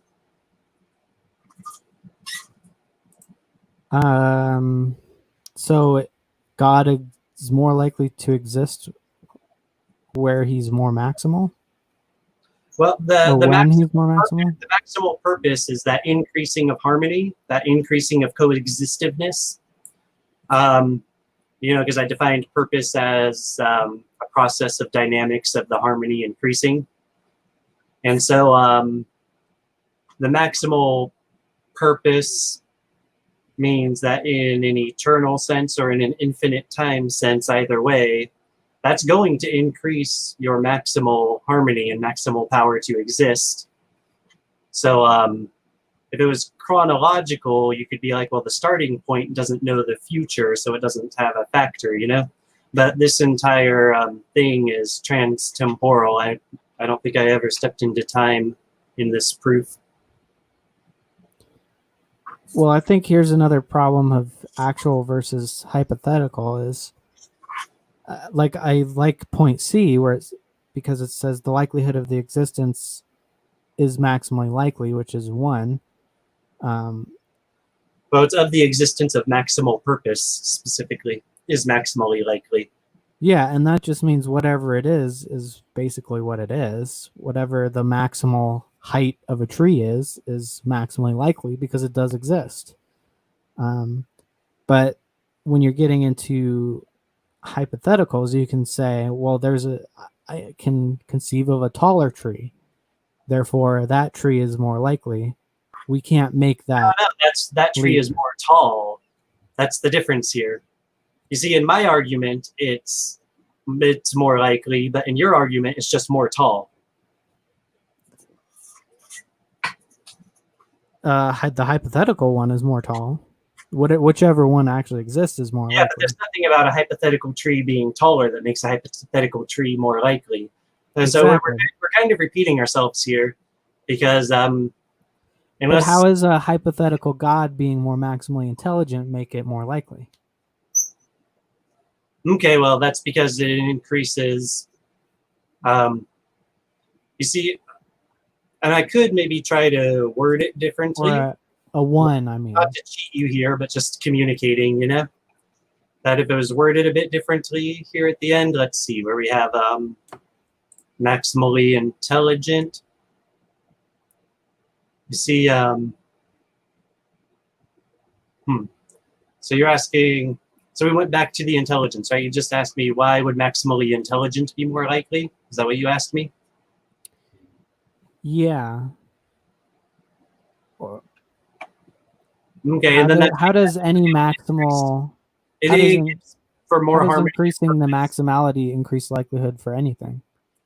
Well, increasing the maximum intelligence increases the maximum purpose and harmony. And yeah, we can sort of work this backwards here. Hypothetically, when the purpose and harmony, yeah, but that increases the likelihood of the hypothetical. You see, the likelihood of existence, we're talking about likelihoods a lot here. Like your tree, we're talking about height of the tree, but I'm talking about the likelihood.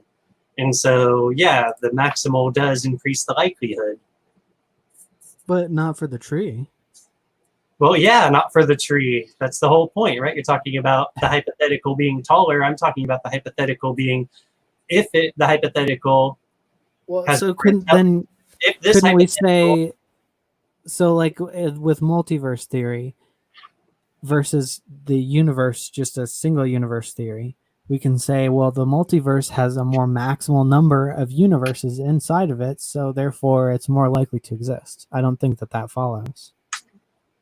Yeah, so then that would be where we would maybe disagree about there being one is victorious.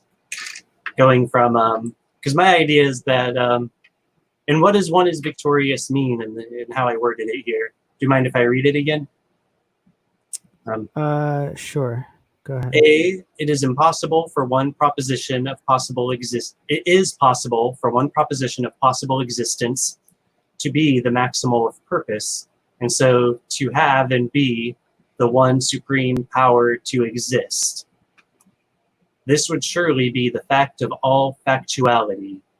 Okay, so I don't really get to one universe. I get to one fact of all factuality. And so,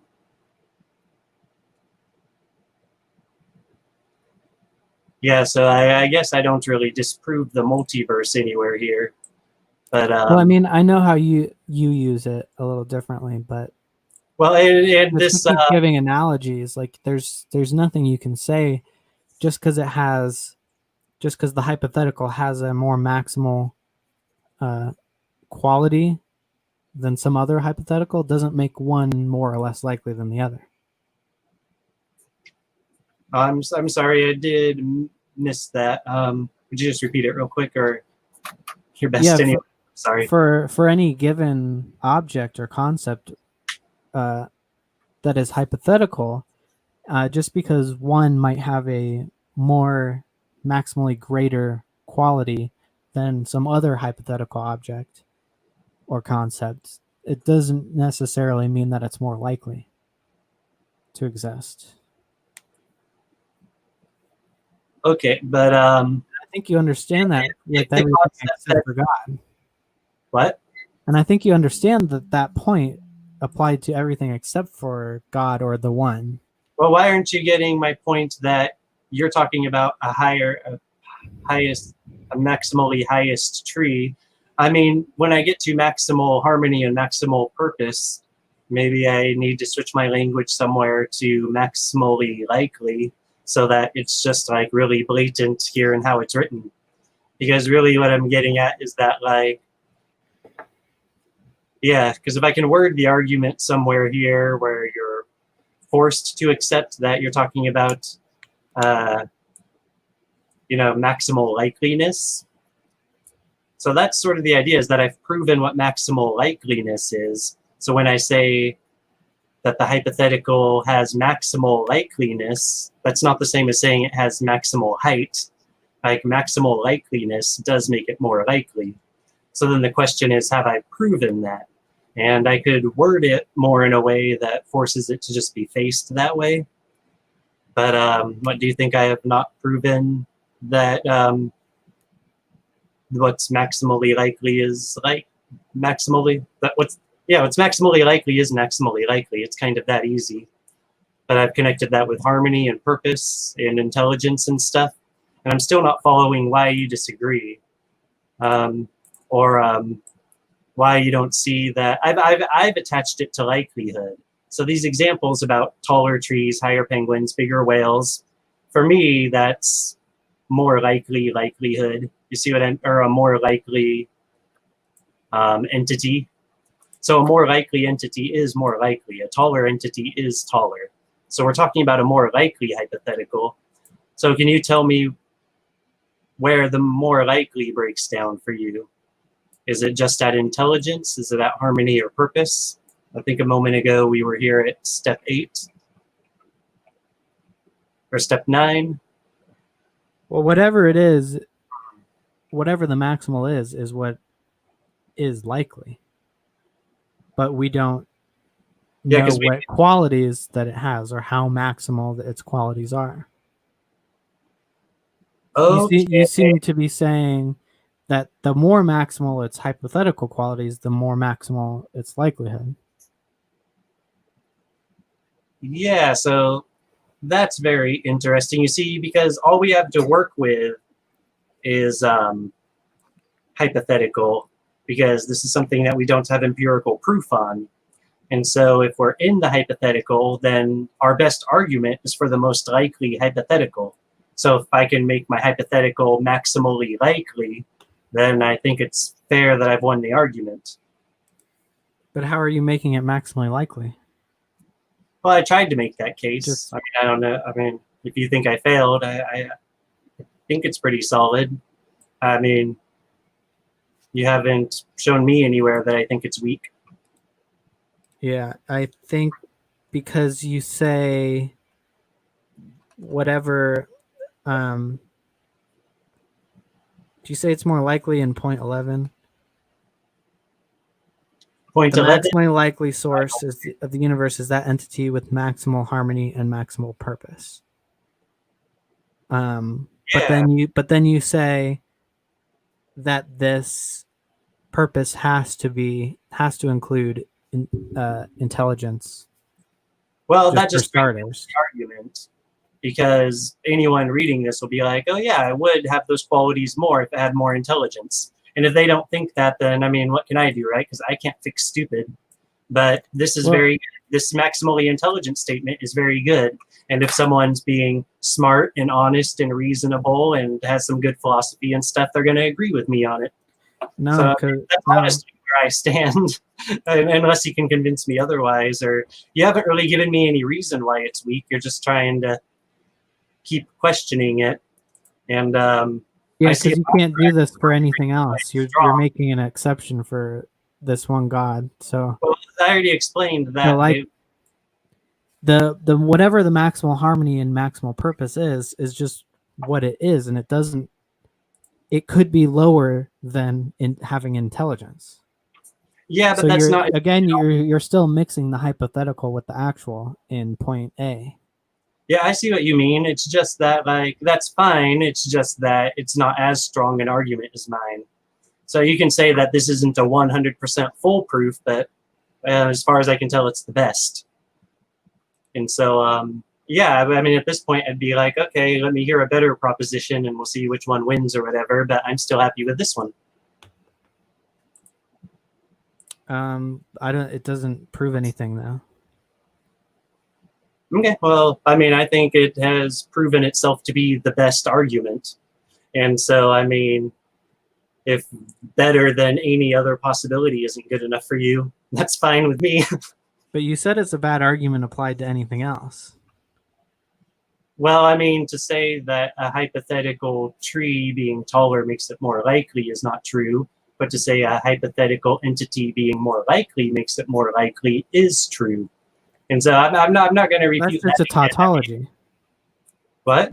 That's just a tautology. If it's more likely, then it's more likely, yes. Yeah, but you're just making a false equivocation, so I shouldn't have to use tautology. You should just see it for what it is.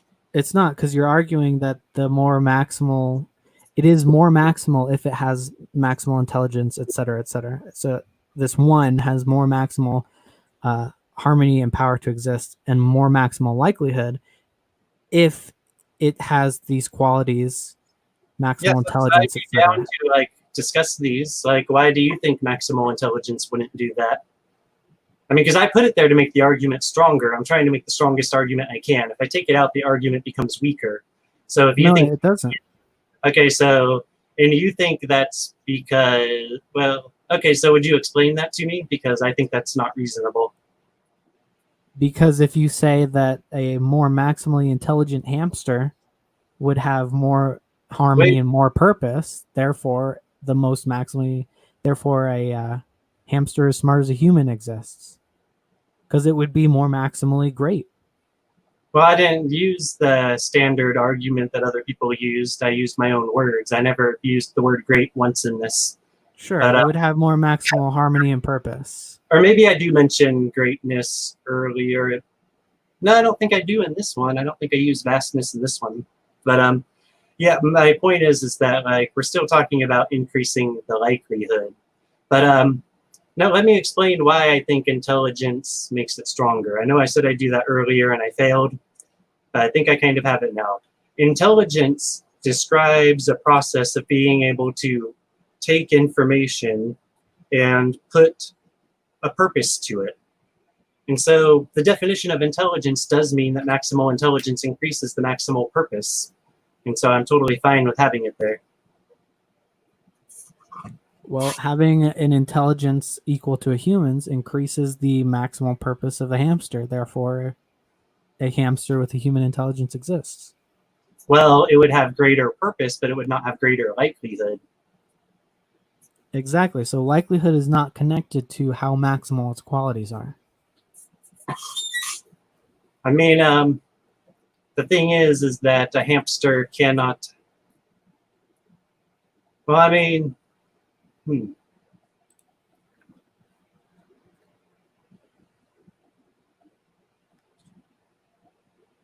The maximal purpose of the most maximal if they are maximally intelligent. So I think you're breaking through to me. I mean, I'm sure I'm still going to disagree with you afterwards, but if you can sort of try to hammer into me again. Yeah, I mean, if we just put if we have the 1 and we just make that an X, we can put anything there, and the argument should be able to hold.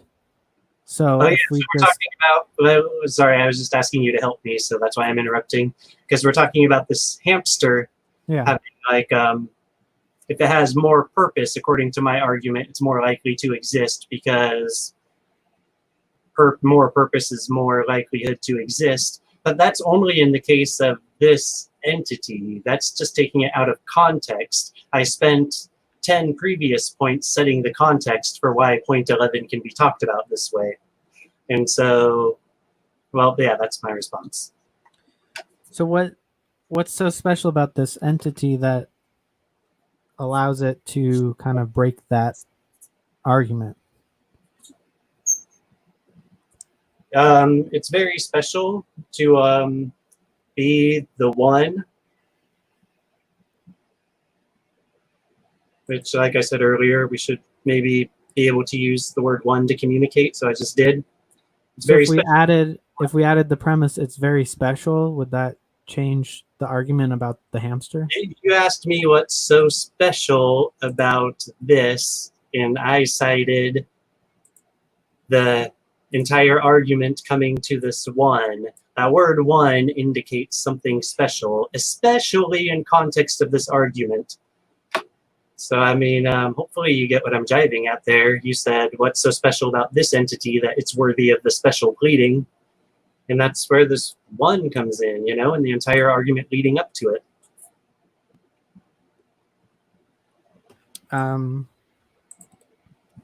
Just because it's special doesn't mean that it's deserving of special pleading now. Well, you asked me why it's special, so what did you mean by that? It has some special qualities, sure, and so would the hamster. It would have special qualities, but they're not relevant to how this argument works. I would say it's the special context that's relevant to how the argument works. This is the context of the fundaments of existence, from nothing except observing the universe from our consciousness. And so but that's how does not the same context as hamsters. Hamsters are born through biology, but the universe is not born. Existence itself is not. It does not exist because of biology. So it's just a different context. The context here would be like what I don't know what this kind of philosophy is called, but I wish Smokey could just like tell me what I want to say right now, because he has this stuff more book smarted than I do. But yeah, like the context of a hamster existing is totally different than the context of the universe existing. So you're really using a lot of false equivocation. I don't know if you can stop using false equivocation and just get direct to it. Why you dislike the argument? Well, it's not a false equivocation in any way, shape, or form. You just say that it's has these special qualities, but I'm not Well, seeing how would a hamster fit into my first 10 steps of the proof and then be the one that's in context of the 11? It doesn't have to. You're saying that. Well, except that this is the 11th step of an 11-step proof. It's not just the first step. Yeah, you're saying that something that has a more maximal purpose is more likely if it has more maximal purpose. It doesn't matter what it is. Well, no, it's in this context. So, I mean, I guess I should have said only that right away, but I've never done this before, But now that you and I are really butting heads on this, I'm like, the context doesn't really allow for any of these trees or whales or penguins or hamsters, but it does allow for a universe, So, I mean, you say that, but I don't like where. Maybe you want to amend it, but where can we say that the one is more likely to exist because it has more maximal purpose? Okay. As opposed to all other things where that argument fails. Yeah, we already focused on this point. I believe it was here. Excuse me real quick. Okay. Okay, maximal purpose. Purpose exists. Okay, all possible realms exist. The greater the maximal purpose, the greater the maximal power to exist, the more likely the existence thereof. So the reason maximal purpose, because the definition of purpose here is that the harmony increases, that the dynamics, the harmony is unto increase. And so the more of that increase, the more harmony you have. So that's why purpose does that. And the reason this definition of purpose does fit later is because a mind would still improve this kind of purpose. Like minds defined as sorting like information and awareness and stuff into more purpose. That's what a mind does. And so that would still work for this kind of purpose. And But you agree that it's connected to the increase in harmony. So if you're okay with that harmony, you should be okay with this purpose. And then you should be okay with the intelligence. the intelligence is where it breaks down. So do you agree that this premise B here does not work for anything else? Greater the maximum. It doesn't work for hamsters, it doesn't work for trees, it doesn't work for penguins or islands. Okay, it actually does. It's just that all true purpose is in God. And so God decides those purposes. So you can't just hypothetically a different one because God already did. So now if I propose a hamster with more maximal purpose, that hamster is more likely to exist? Yes, but in this context, its purpose would be held in God. So those hamsters do exist. But What? and then, so you would want to say that if it's more maximally intelligent, it would have more maximally purpose. That's where the context doesn't work. So yeah, I mean, I do see there actually is a lot of technical nitty gritty to get into with this. It's kind of fun. I hope the people in the audience are interested in it because we're really nitty gritty here, really technical. So good night, Honesty Angel. Thanks for being here. And I'm mostly not reading chat, just so everyone knows I can't multitask like that. So yeah, the purpose is held in God. And then the step 11 requires the context of the rest of the argument. So that's how I would parse those. I mean, but that's just begging the question, is you're using God to prove God. Okay, when I say the purpose is held in God, am I then using... Well, no, I'm just making it clear why the argument still is not self-refuting when I discuss with you that the purpose is in God. Like, that deals with the hamster, right? But I don't need any of that for this argument. The hamster doesn't actually come into this argument. That's just an equivocation you're bringing in. So if it's a false equivocation, then we can agree that premise B does not hold true for hamsters? Well, I'm saying that in this context, that you could say that that's a fair equivocation, but it's still an equivocation. It's still not actually in the argument.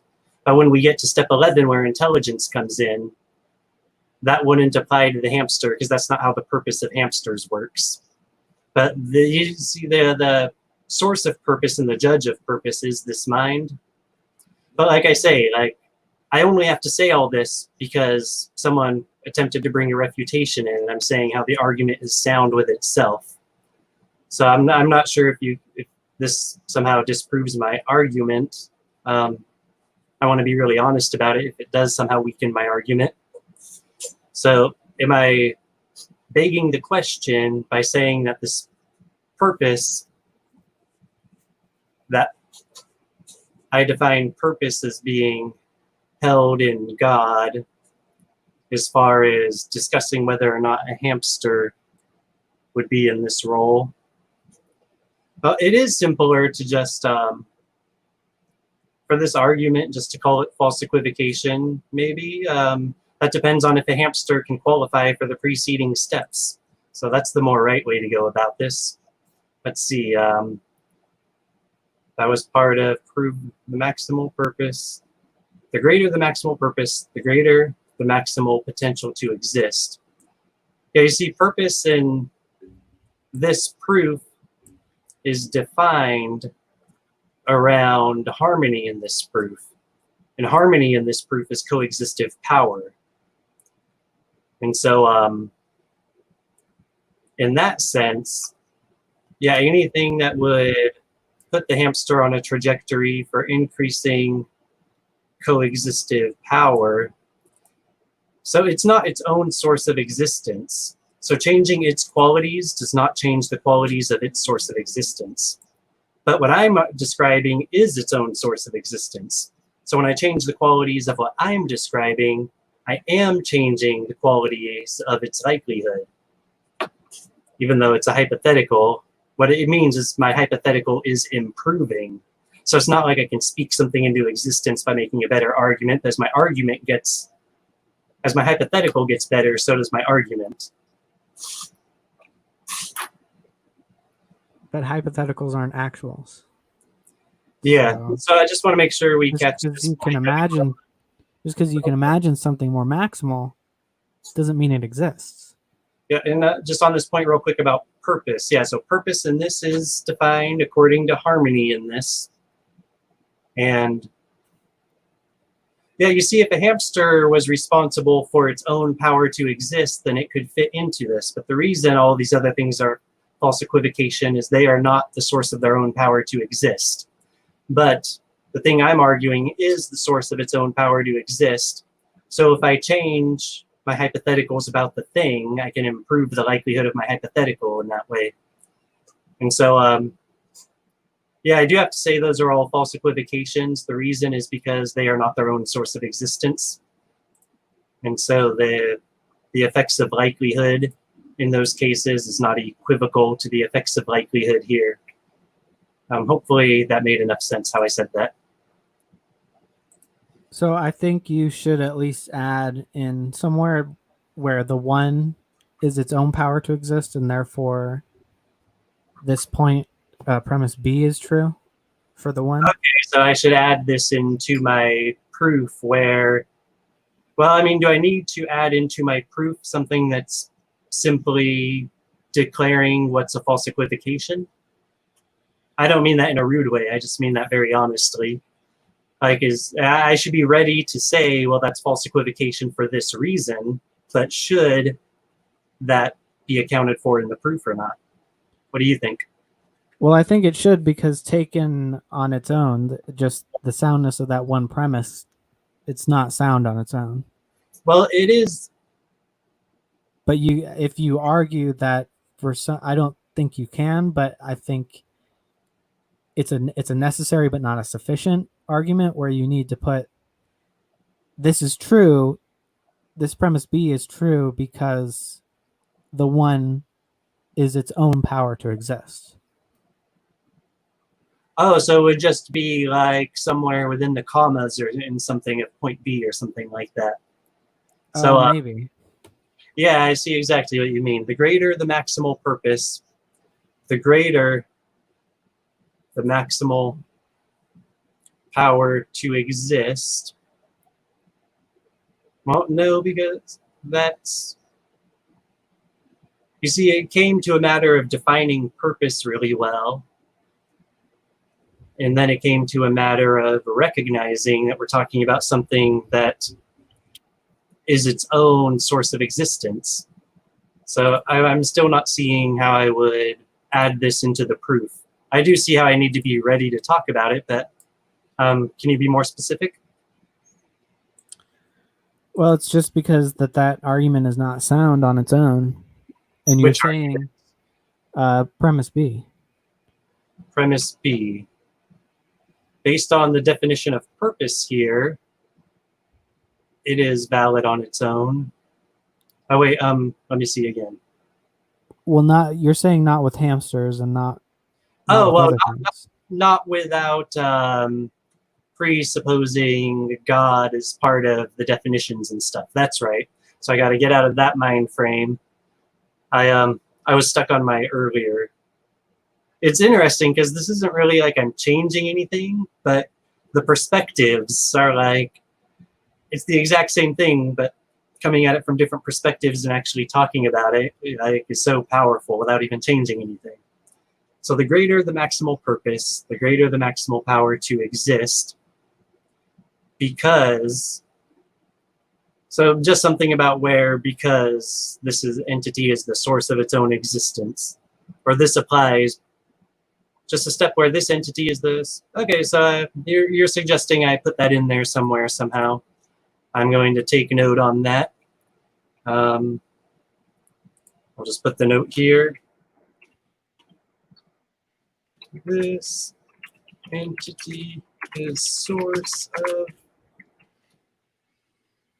own existence. Okay, I'll make this the kind of size that'll keep my attention. Well, that's fine. I'll make it like the first thing on this page. Well, that's too big to even read. What am I thinking? Bold. We'll just give it a stupid color so that I'll notice it. There we go. So I've taken note on that. I appreciate that. I'm going to see how I want to incorporate that, or how I want to account for it. So we got to the bottom of why I say those are false equivocation, and we got to the definition of purpose and where that sits in my worldview. But my worldview is not really part of this argument. It's more that this argument is like a primer to then arguing my worldview, if that makes sense. So I think that adding that in would make your argument stronger, but I think you would need to add additional things as well, you're saying that it's exempt from this, the problem of hypothetical maximality versus the actual maximality, because it is its own source of its own existence. But I'm not sure how that actually exempts it.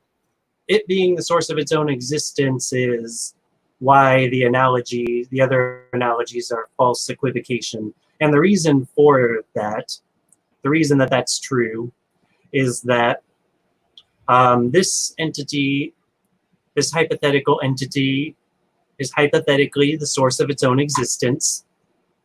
And then because it's the source of its own existence, as we change the hypothetical, we're changing that relationship, and we can improve our hypothetical to one that's more likely to really exist. So, I mean, do you follow me so far? I still don't see how you can So the idea, the power of its own existence to more likelihood. Okay, well, I mean, like because like hypothetically, you could have this thing that just created harmony without a mind, and hypothetically, you could have this thing that has a mind that created a harmony in existence and purpose. Well, I think I finally. How do we know which is more likely? I think I actually finally have the response. Is that my argument here is that there is no hypothetically more likely, and so, I mean, if you know, this isn't really like how I want to like present the argument per se, but I can concede that all this argument does is try to come up with the hypothetical that's the best hypothetical. And then I say, well, since it's the best hypothetical, you have good reason to think this one instead of another one. So yeah, I think I can agree that all I'm getting to is doing my best to have the most likely hypothetical. But I feel good if it's the most likely one. I mean, that's how I win the argument, isn't it? Sorry, what was that last sentence? Isn't that how I would win the argument? Like if someone says, well, I think it's hypothetically this, and then I say I think it's hypothetically that, and then I make a better argument for that, then I win the I win the argument. So it's just about the most likely hypothetical. Because what can so I how do do besides we? get the most likely hypothetical? What else can I do? So if we have one hypothetical, both of them are the source of their own existence, but one has an intelligence and the other does not have an intelligence. How does having intelligence make one more likely than the other? Because the one that has intelligence can have more purpose and more harmony, and harmony is coexistive power. And if it has more coexistive power than the other one, more power to exist, then it's the more likely of the two. But why? I mean, I just gave, I think, my best explanation in words. So. But so I think, what was your definition of power to exist is just harmony, right? Yeah, I might have tried to prove that harmony is the power to exist. Yeah, that's step 6. So, in the sense that it's like, basically it won't be eliminated. yeah, that might be a better approach for me to take than describing the concept of measuring something immeasurable. I think this is the one that I did the worst job making clear for people, because then I realized if you measure harmony, people are going to think that's computational power. And so then I had to make a point B that's incredibly convoluted in order to be at least sounds convoluted, just to specify that we're not talking about computational power. We're talking about coexistive power as quantitative measure of power to exist. So that's a description. So I actually could just leave it at that. Point B is more like just a note. It's not actually part of the proof. So here's where I get to where I describe that the measure of harmony is best described as quantitative measure of power to exist. So what do you think of that? It's just defining terms, so I guess I don't. The only possible problem is if you definitions. My definitions could be manipulative or something. I could be playing word games. So I mean, the only problem might be if you tend to equate the phrase "power to exist" with likelihood rather than harmony. Okay, so I think that definitely is sort of what I'm doing there. I say definitely, but let me see if it is. Yeah, if something has more power to exist, but then I'm talking about a hypothetical more power to exist, and you're saying that's not necessarily the same as a hypothetical more likely to exist, but that's sort of well, the measure of said I defined my terms so that that's not the case. So then maybe you don't like my definition of terms because that's because my definition of terms is that is whatever has more. Well, yeah, because that would make this step about power to exist unnecessary if I'm actually having to just go backwards with it. It's as if I'm trying to skip it. Because if I'm just going to be well, the power to exist is based on harmony, and the harmony connects to later in the argument. But then, so I guess if I'm talking about more likely, then maybe I should discuss likelihood more and make sure I carry that through with clarity more to help me keep on exactly what I mean so that people can follow it. I mean, I don't think you really need to define power to exist here because I don't see you use it really. I mean, maybe you do use it later on. But if you're mixing, maybe I would need an extra step to prove why power to exist is likelihood. Yeah. Well, yeah, I mean that's the crux of the whole thing is whereas why does having more harmony make this one cause to the universe more likely? Yeah, so let me ask you, like, would you not associate coexistive power and more of that with a greater likelihood to exist if we're just like talking back from hypothetical? No, because the maximal level of coexistence might be relatively low, whatever that means, versus some hypothetical which has more power, more coexistence, more harmony. I don't think one is more likely than the other just by virtue of having more coexistence. I think one is better than the other, but See, that's a different argument. I definitely think it's more likely. I mean, we're talking about more quality to coexist. So aren't we sort of by definition existence likely to exist? I mean, am I missing something here? Do I not know what we're talking about? Well, I mean, there might be more coexistence. We could have a hypothetical universe where there is more coexistence, but does that make it likely to exist? One more time? We could imagine a universe that has more coexistence in it, but that doesn't make it more likely to exist. Well, I mean, all this is beyond our imagining, but I'm not gonna like harp on that. I see what you're getting at, and no, that I would think that I would say that you are once you're making a hypothetical that has more coexistive power, you are proposing the more likely hypothetical. So I don't agree with you. But why is more harmony more likely? Why is more? Well, because it is coexistiveness.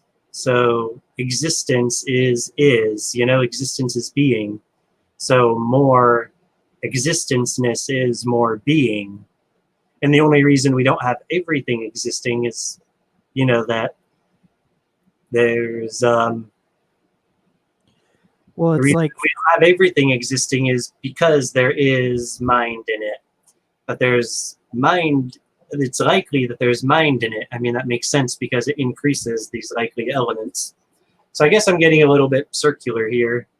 Maybe we should focus on this point for a minute and see if I can iron it out or if you got me. so it's like if there were more people coexisting on the earth, say 300 trillion people on earth, that's more coexistence versus than the 9 billion we have today, or however much it is. Well, now. that's a very materialistic way of looking at this, but this is far beyond material. Like, we're not talking specific. I mean, this includes every abstract that's ever existed. I mean, logic, reason, math, all those things. So But how does that? we're not talking about. That's what I said here about in B, the part where I say it's not equivocal to processing power. That's sort of what you were just talking about. Like, more people to exist. Yeah, that would take more processing power, but that's not really what I mean by coexistiveness. I mean, that is the more physical coexistiveness, but we're talking on an abstract, deep, fundamental level. We're not talking on an empirical level. But how do we know that it's anything other than an assertion to say that more harmony is more likely? How do we know it's anything other than an assertion? Yeah. More harmony is more likely. And we're based on the same definitions I'm using here. Yeah. And so, I mean, at some point, everything has to come down to one's own experience and intuition. And so, I think I've done pretty solid here. So maybe I'm. Yeah, I mean, my intuition finds it very hard to have the same problems you have. Like, these things are, I mean, maybe I would like to say that it's by definition in the argument. So then again, maybe you don't like the definition of harmony. So I'm just all over the place here on the screen. Sorry, guys. Measure of harmony, let's describe. So what question are we on again? What are you asking me? Well, I think that you might be doing this, whereas you're saying harmony is the power to exist, but you're also saying likelihood is the power to exist. And you're kind of bridging them that way. No, I'm saying what has more power to exist is more likely to exist. So it sounds like maybe I've not done a good enough job of articulating that or proving that. And I mean, maybe that's just another one of those presuppositions where I'm like, well, if someone is hearing this argument and they hear me say that more power to exist makes something more likely to exist, then for them, they should be like, well, that's a good way of looking at it. So that means that I find this argument stronger. So it might just be as simple as that. Like, it might just be that because it's a good presupposition, it strengthens the argument. And that maybe another presupposition that power to, that a hypothetical with more power to exist is more likely to exist. So that might be a presupposition here. Is that a problem? Yeah, if you're defining power to exist as a state of harmony, because then you're using two different definitions and equating them through the same phrase. Okay, so then the question is if I ever justified doing that, which is where we were sort of at a minute ago. And okay, the measure of harmony is best described as quantitative measure of power to exist. So yeah, the problem is that I am not proving this. I'm using this to prove harmony is the power to exist. So is this point A something strong that I want to use? Let me see. Measure of harmony, that's based on this definition, is best described. Yeah, you see what this is doing is it's sort of clarifying the deep abstract context of the entire argument. So maybe if you're not in the same deep abstract that I'm in, that's why you've approved of these things, because you weren't really looking at it the same as I was. But I think that this 6A kind of establishes what the depth of the argument is. So that, yeah, and I'll leave an add here, and is thus more likely. Anyways, power to exist, or to exist,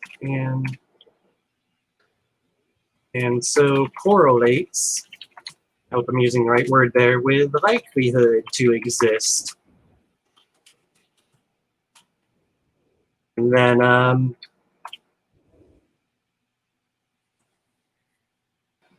yeah, this sort of like sets that, yeah, it's not just about counting particles or something, but it gets to something deeper here.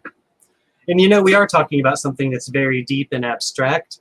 So I think, if someone's going to try to make the best proof without using abstractions, they're going to fail.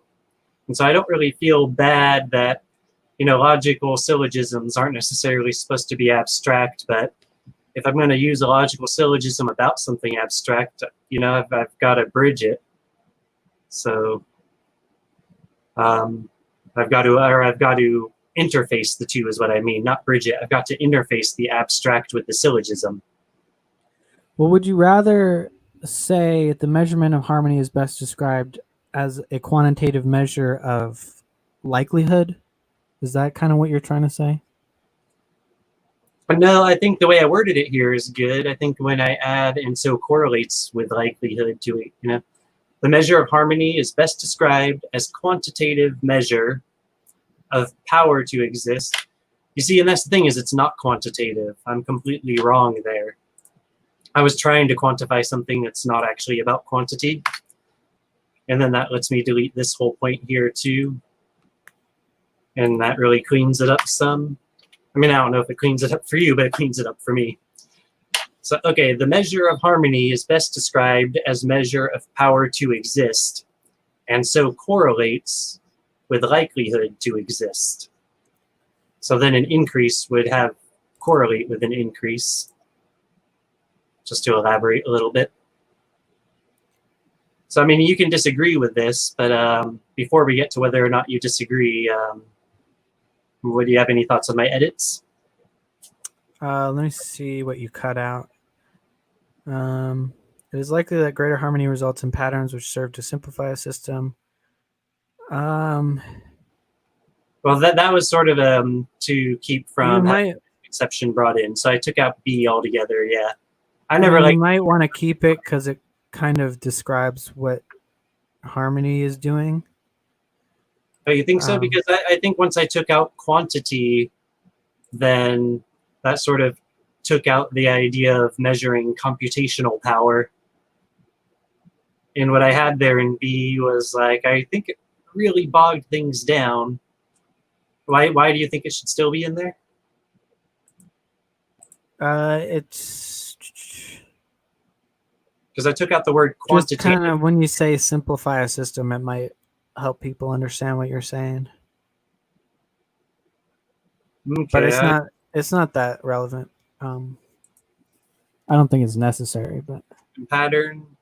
It is likely that greater results in patterns which then serve to simplify a system. Well, I could use this just to talk about how it's not quantitative. I could take out all this stuff about computational power. Sure.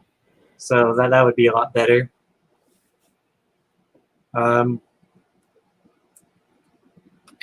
So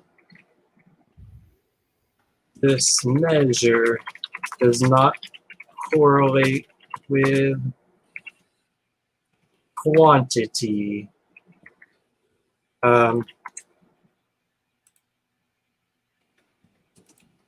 As much as with quality. So I don't know, I'm doing this on the fly. I don't know how I'm doing here, but let's see. So I'll go ahead and read point 6 in its entirety. Harmony is the power to exist. A, the measure of harmony is best described as measure of power to exist, and so correlates with likelihood to exist.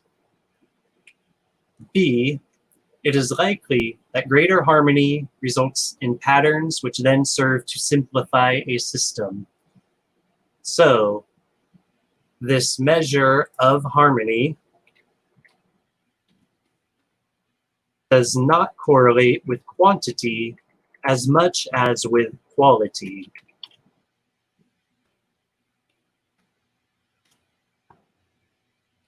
So what do you think of that, my frenemy? So does power to exist just mean how much harmony there is? Is that all it's referring to? Yeah, it's a description of power to exist is. So this is very much a clarifying point. Yeah, so that the context is clear. Like the more harmony there is, the more. I use the word described.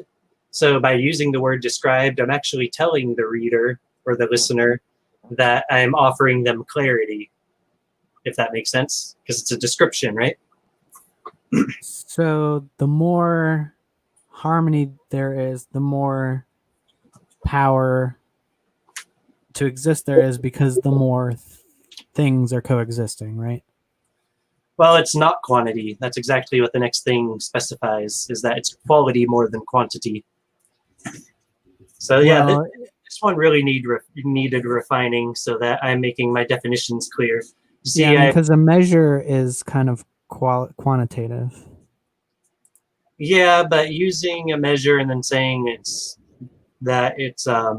not quantity sort of helps us get to the abstract, you know? Because I mean, But we so live in what a is physical world, but I'm talking about things deeper than where we live. So I have to use, you know, but yeah, maximal is a quantitative as well. well, what's the qualitative version of the word maximal? Or maybe I want to use So, but quantitative words for something that's not quantity, and that helps me bring clarity to the discussion. I don't think it's really a problem because you don't have like precise units by which you're measuring the quantities, but I don't think that's part of this yet. Yeah, I think using quantity language for non-quantities helps to clarify. Because And you are saying that there is stuff like that where it uses words differently than, you know, and then that really clarifies, like where people think there's contradictions in the Bible. That's not really what those are. That's really like extra clarity is actually what's going on there. So like one could say, I say it's maximal, I say it's a measure, then I say it's not quantity. Well, I'm not contradicting myself. I'm bringing in clarity. I think a lot of people would think that those contradictions are more confusing, but different topic, I guess. It could be the same topic depending on what you feel like talking about. But you are saying there can be greater and lesser harmony, though, right? Or more or less. Well, there can hypothetically, we can talk about more or less harmony, but I mean, there's only one reality, so I don't think there actually can be.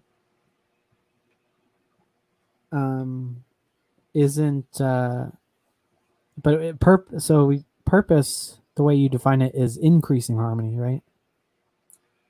Yeah, and I think the exact words I use are pretty good. We can just go to that real quick.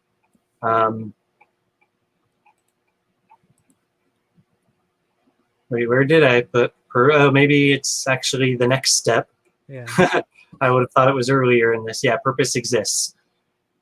Purpose, what did I already talk about purpose earlier without saying it exists? I think you went over it. No, it looks like I never, yeah, okay, so I did this right, because I don't want to start using purpose before I establish that it exists. So purpose exists. Purpose is the quality that a system of harmony will reach a greater measure of harmony. So is that increasing harmony? Or maybe I should say shall. Well, do remember that it is increasing, but it's not in time. Like none of this is temporal.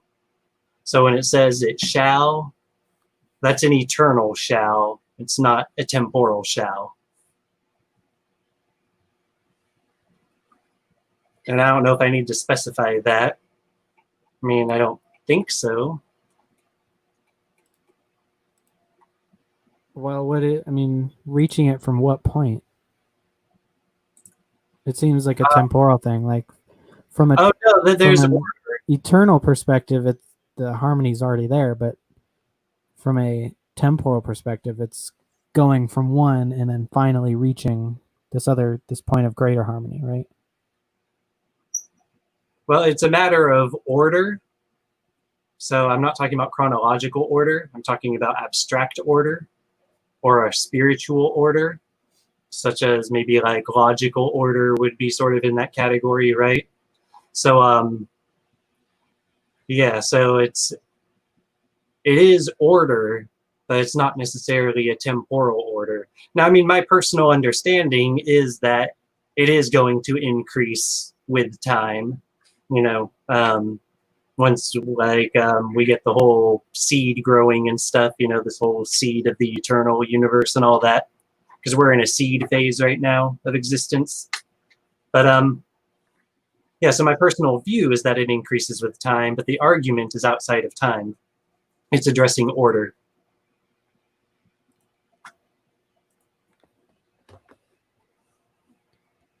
But would an order change over time? Um, well, that's not what I don't mean order as in like the way of things. So I don't mean the world or the way things are or anything. What I mean by order is like A, then B, then C, then D, 1, then 2, then 3.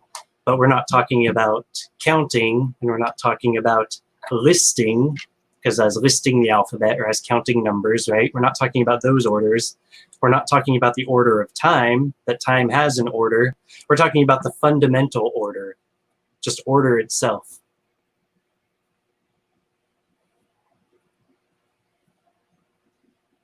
So when is it of a lesser measure of harmony?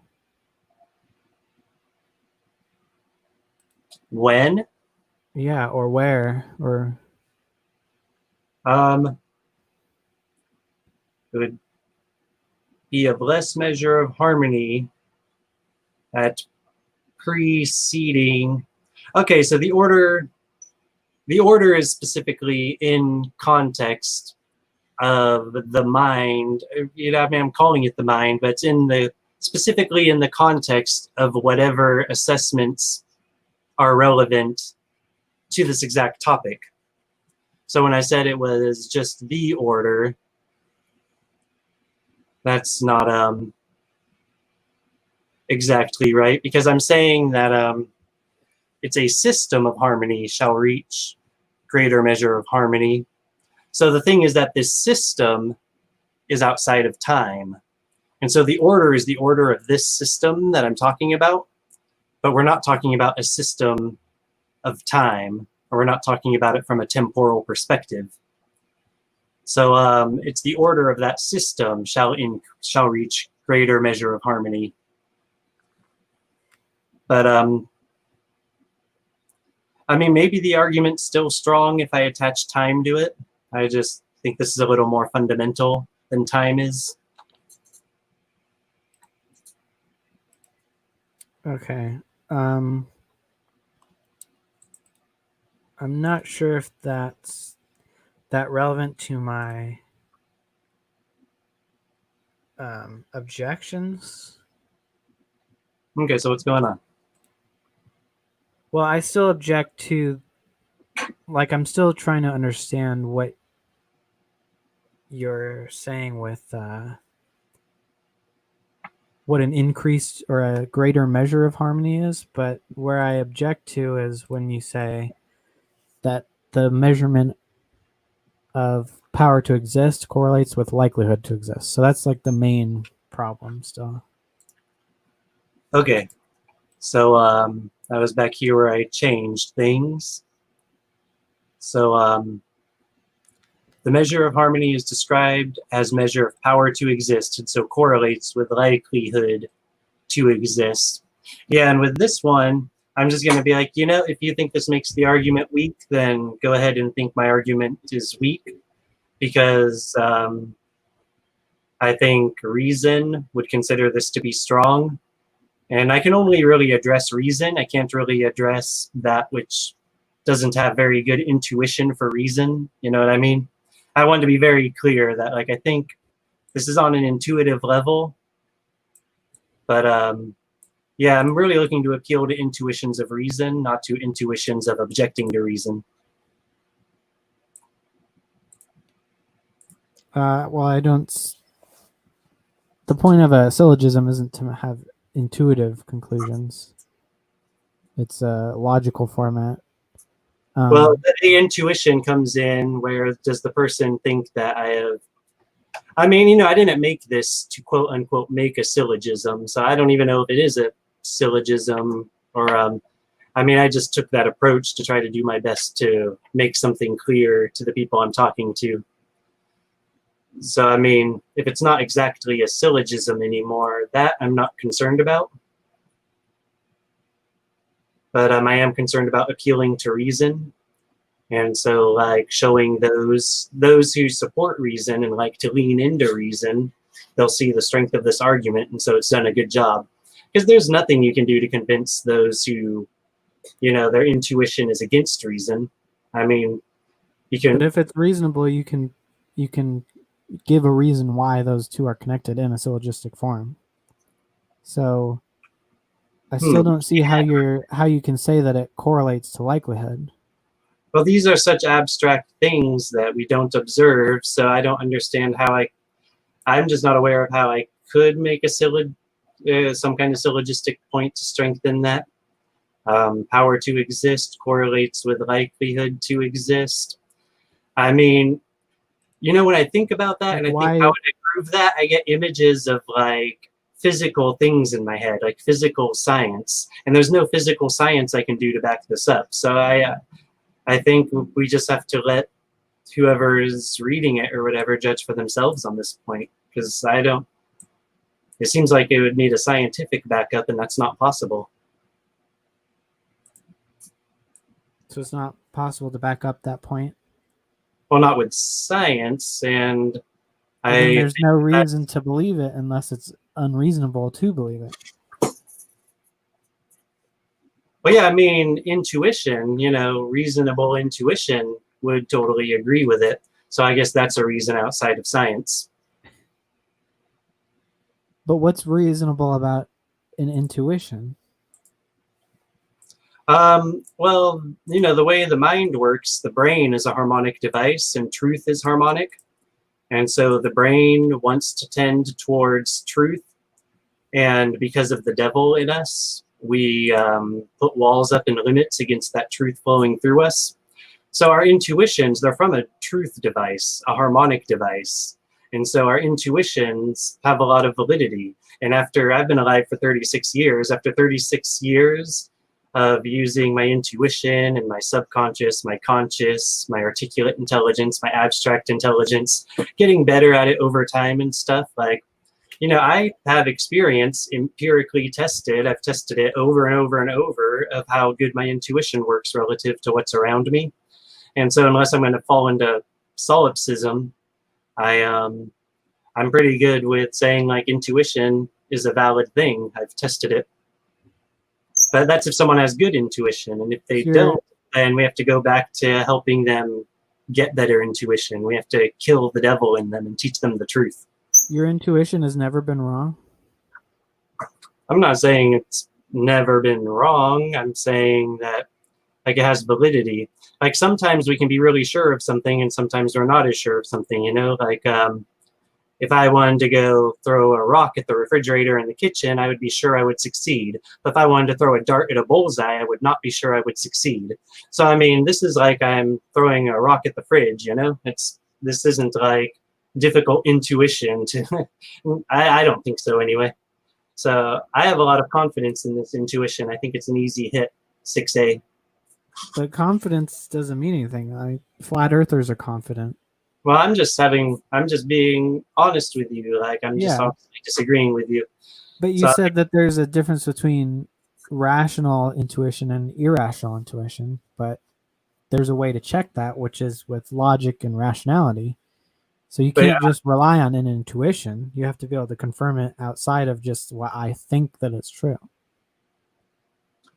Just having confidence doesn't mean anything. No, when confirmation's impossible, we can only do our best. And so, yeah, that's the best. If confirmation's not possible, then it's not reasonable because it has to have a reason to be reasonable. Well, no, I mean, you might be right, but you don't have a reason for it. You're just kind of a lucky guess. Well, I mean, I think you're using the word reason as if it's the word proof or whatever, nothing is reasonable unless it's proven. And I think everything's in context, in a context where we know that we don't have any sure answer, then we can do our best and then we can be like, well, is this the best? So it seems like sometimes we're just falling back to that. It's like we're just falling back to, if someone has a better idea of what's likely the source of existence, then I'd like to hear it, and we can sort of pit them against each other for a battle. But I'm not sure that if you need it to be stronger here, I don't think I'm ready to make it stronger here. But I am willing to pit it up in a fight against another idea,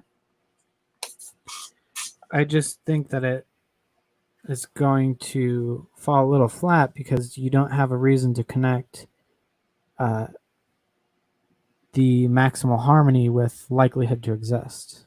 It just seems like you just are asserting that and expecting some people to agree and some people to not agree. Okay, But if so you could point to a reason why I should agree, then it would be at least minimally reasonable. so I'm writing here express reason. Means I want to write better express reason for likelihood. So yeah, I mean that's good advice. I mean on my feet right now at the moment. I don't have anything for you. But I mean, also being honest, I still feel like I have something strong here. I've been hearing your feedback and stuff, and you know, I think it's like you poke a couple little holes in a kite with a needle, and it's still gonna fly just fine. You know, I don't think you've quite like slashed through it or something. But yeah. But I mean, that's definitely a little hole poked in my kite, and you've poked a few of them in. I'm just giving you my opinion. So yeah, you can give your opinion. I mean, maybe we should just start wrapping up what we both think and agree to disagree, because yeah, I think we I can don't want think. to be. We can think on some of these things for a little while and come back to it as we Yeah, planned. and I'll try to get myself to prioritize preparing some kind of argument about was the snake right. Okay. So But yeah, I think this point is really the linchpin of your argument. Like it lives and dies on this point. well, that's interesting because it's like from your perspective, it lives and dies on this point, but like from my perspective, that's such a strong point that that's like a way of saying it lives on this point. I mean, that's what it kind of sounds like to me, you know. But I do totally hear you that. Excuse me, my throat. Yeah, I totally hear you that. From your perspective, you can, based on your intuition and assessment and how all that comes together, so that if I wanted to make a strong argument towards someone with a similar perspective to yours, then I would want to address that better. Yeah, because if you could convince me that the more maximal a purpose, the more likely it is, then I think we would be on the same page. Yeah, and then I could try to get you on another page and another page, and yeah. So I mean, as far as points 1 through 11, I think. yeah, I follow you. And then yeah, once I've got you on points 1 through 11, and of course, at that point, I think you'd be being gracious about my choice to use the word Yhvh because you're not necessarily agreeing it's the same Yhvh of the Bible, even if we do get there. Mm-hmm. So am I understanding that right? Let's say I did fix that and I got you here to point 11. Then you say you're with me, but my conclusion is Yhvh is. I mean, would you actually be with that? I mean, that's how you define it. So that's just your usage of the word. But as far as like the concept that I would be agreeing with, I would just be agreeing with some deity exists, kind of some intelligent deity. And then you connecting that to the Bible would be another step. But yeah, very good. So I really appreciate this discussion. I mean, it's been over 2 hours, just the part that was you and me discussing. And I really appreciate that so many people have stuck with us. So I'm going to go ahead and post the link in the chat after I give the outro to this. And Snake, when I post the link in the chat, are you just going to stay here and be part of the after discussion? Or do you think you're going to take off? Well, I've got some chores to do, so. Okay. I think I'll take off. What's the after show going to be about? There's no plans or anything. It just looks like Chris Keith is still here, and I know earlier he wanted to come in and be part of the discussion, and he might enjoy if you're still here for that. So I guess we have actually already wrapped up our discussion of the proof. Would you mind sticking around while I invite him in, and we'll see if he has anything that he'd like to talk with you about? Sure. Let me take a real quick break first. Oh yeah, for sure. And then we can start that. So I'm Chris Keith. I don't know if you're hearing me because I think I spoke to you earlier and you didn't hear it. But I put the link there, and that link's for everyone. If you want to come in. So Snake is taking a quick break, and then he's just going to stay for the first few minutes of this. If anyone has something they want to say, talk about with Snake while he's here. And probably if you want me to have Snake wait for you while you're doing things backstage, then say something in chat so that I'll have him wait for you, because I'll probably tell him he can go ahead and go when he gets back if no one's here. All 3 times on.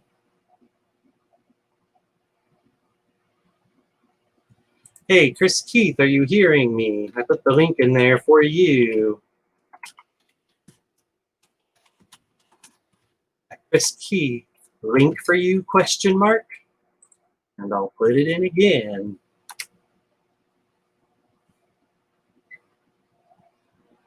So yeah, basically it looks like of the people who like to come on and talk, Chris, you're the only one left. So I just wanted to go ahead and give you that chance. Cool, you're here. Hey, Chris, welcome. Hey, buddy. I was probably entering the chat when you were just I missed the last part of what you said. If you said something to me. I was just trying to tell you that it was a private discussion. Yeah. And then you came back and asked again, and I typed it that time. Yeah, I appreciate that. Yeah, I was listening to it. I was taking care of, or in the chat too, talking. But yeah, I was following your argument. It reminds me of an argument William Lane Craig makes. He has several different ones he makes, but the maximum being, but the it wasn't exactly like his argument, but the argument from contingency. Have you ever heard of that one that he does? Yeah, I think I've heard most of his arguments. I mean, I'm not very much like good with memorization and exactness in that way. I'm more about relevance, But the Kalam one I know pretty well, and I do see how this is totally in the same category of arguments as those are. And then I presume Snake will unmute himself and interrupt when he comes back, so that we'll know he's here. And oh, Chris, did you want to talk with Snake at all about his objections and stuff? Because yeah, when he comes back, I mean, yeah, if he talks, I mean, if he comes back to talk, I'll see. I'll pick his brain a little bit on a couple things. Yeah, he said it'll be a few minutes, and I just thought it'd be fun to let someone else challenge him about it for a few minutes. Because, I'm like too close to my creation and my baby. And I don't think I really am, but it would be, I think I can be pretty objective about it still. Yeah. But I still would like to hear outside opinion. A lot of times those small arguments like that, at first they seem just like, that's just too easy. And then you break it down, it's like they're a little bit more complex, but they're kind of hard to refute. A lot of Dr. Craig's debates, I mean, he does very, very good with them.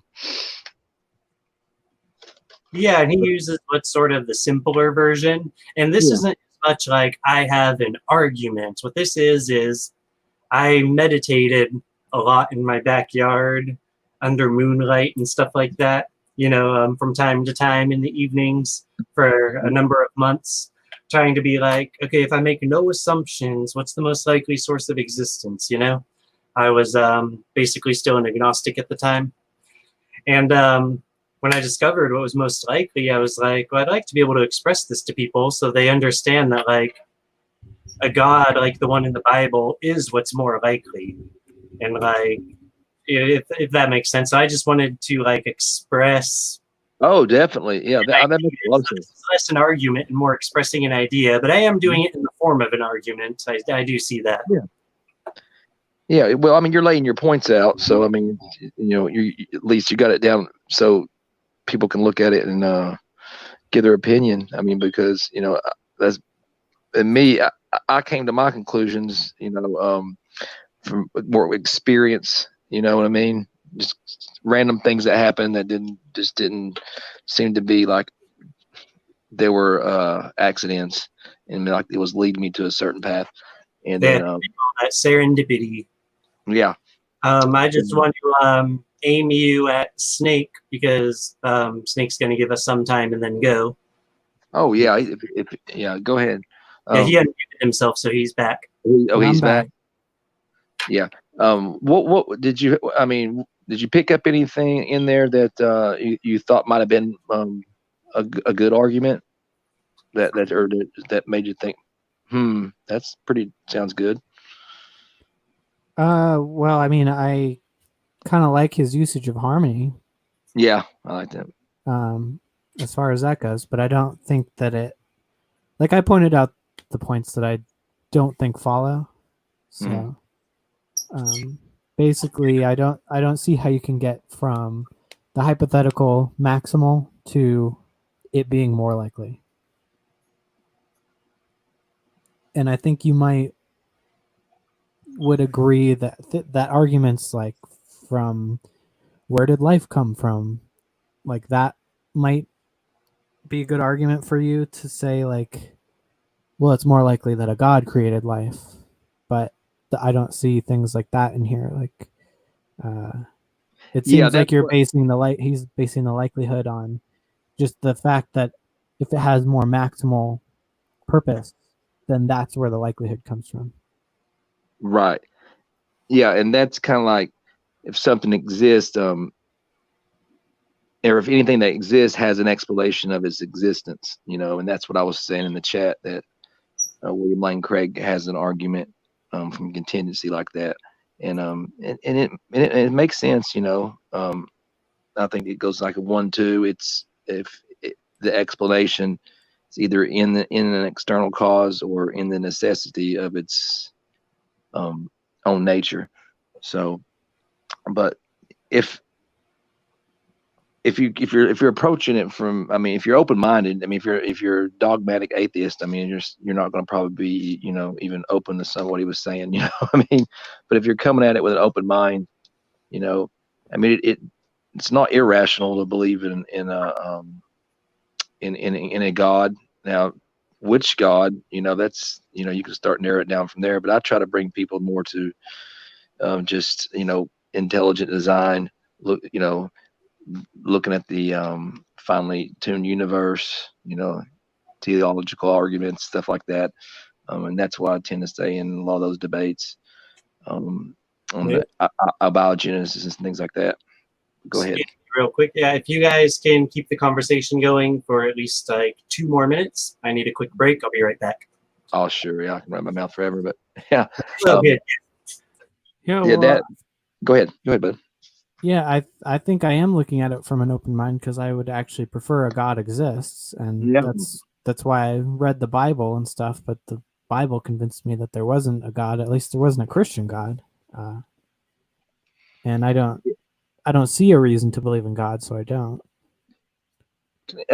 Okay, can I ask you? So you've read the Bible, or I don't know if you read all the Bible, some of the Bible. Yeah, I had to for school. And I don't mean necessarily mean to separate it, because the Old Testament is a little more complicated. So especially as people want to go straight to morality with that, but I just like to focus on a little bit about what the gospel says. If when you read the gospel, did you feel like there was any power or authority in what the words of Jesus said, more than anything anybody else words that you've read? No. I mean, no. Okay. I just wondered that, because I did, you know what I mean? And that was at a young age. I kind of felt that it just didn't seem like and of course the actions too, if you put it all together, but it just didn't seem like it was made up, seemed authentic to me. So that right there helped me out when because I was an atheist too, and of course believed in evolution, and it was just the gospel that just kept ringing true to me. And then I started doing looking at some typology of Jesus in the Old Testament, and was kind of blown away. You might want to check into some of that. And Jesus is all in the Old Testament, and there's so much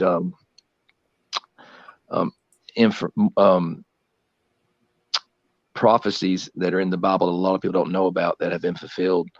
And the Bible is more a historical document, and it's pretty accurate. So a lot of the stuff that, there are a lot of stories and allegoric stuff, but, there's a lot of history in there. And, it's hard for a lot of people to swallow the supernatural, and there are some hard things to swallow in the Bible, but I just know that I've felt the hand of the Lord touch me. So that once you felt that, it's kind of something you can't, people say, oh, that's great that you've had that have that happen to me. And until God does that to me, then I'm going to remain what I am. But, once you've had that happen, you're changed. So, and that's hard to put into words. So I definitely understand, because before I, felt that, I didn't believe in God either. So. Well, I think I know the feeling that you're talking about, but I've had that feeling for works of fiction, and yeah, I'm not Bible talking about just like chills up your spine, you know what I mean? Because that's a lot of people say the Holy Ghost. I'm talking about like really, I was in the chat talking about it. Okay, I said I did, I do love to run my mouth, but I didn't even try to describe it because it's almost indescribable. And God is, in the Bible says is indescribable, incomprehensible.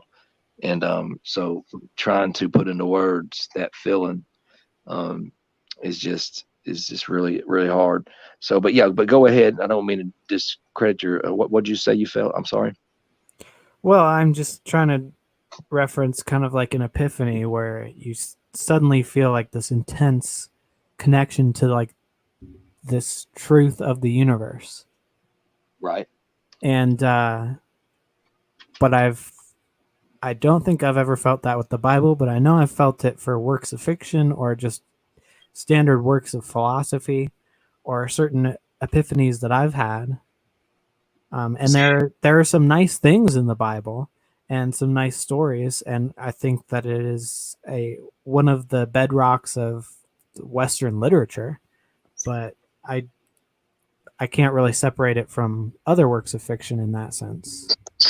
If I may interject, yeah, because what I'm hearing with that part about epiphany, that reminds me a lot of the moment that I really suddenly the devil the snake no longer had any sway over me.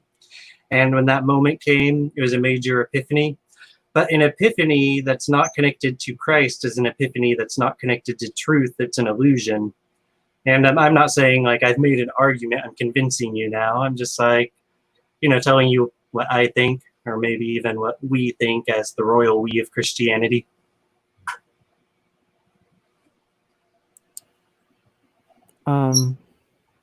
Yeah, I mean, I wouldn't obviously characterize anything that's true as connected to Jesus, but And then ironic in there where he's standing in front of Pontius Pilate and he asked him, if what he said was true, or what he if he said was what was Pilate said to him? He said, I'm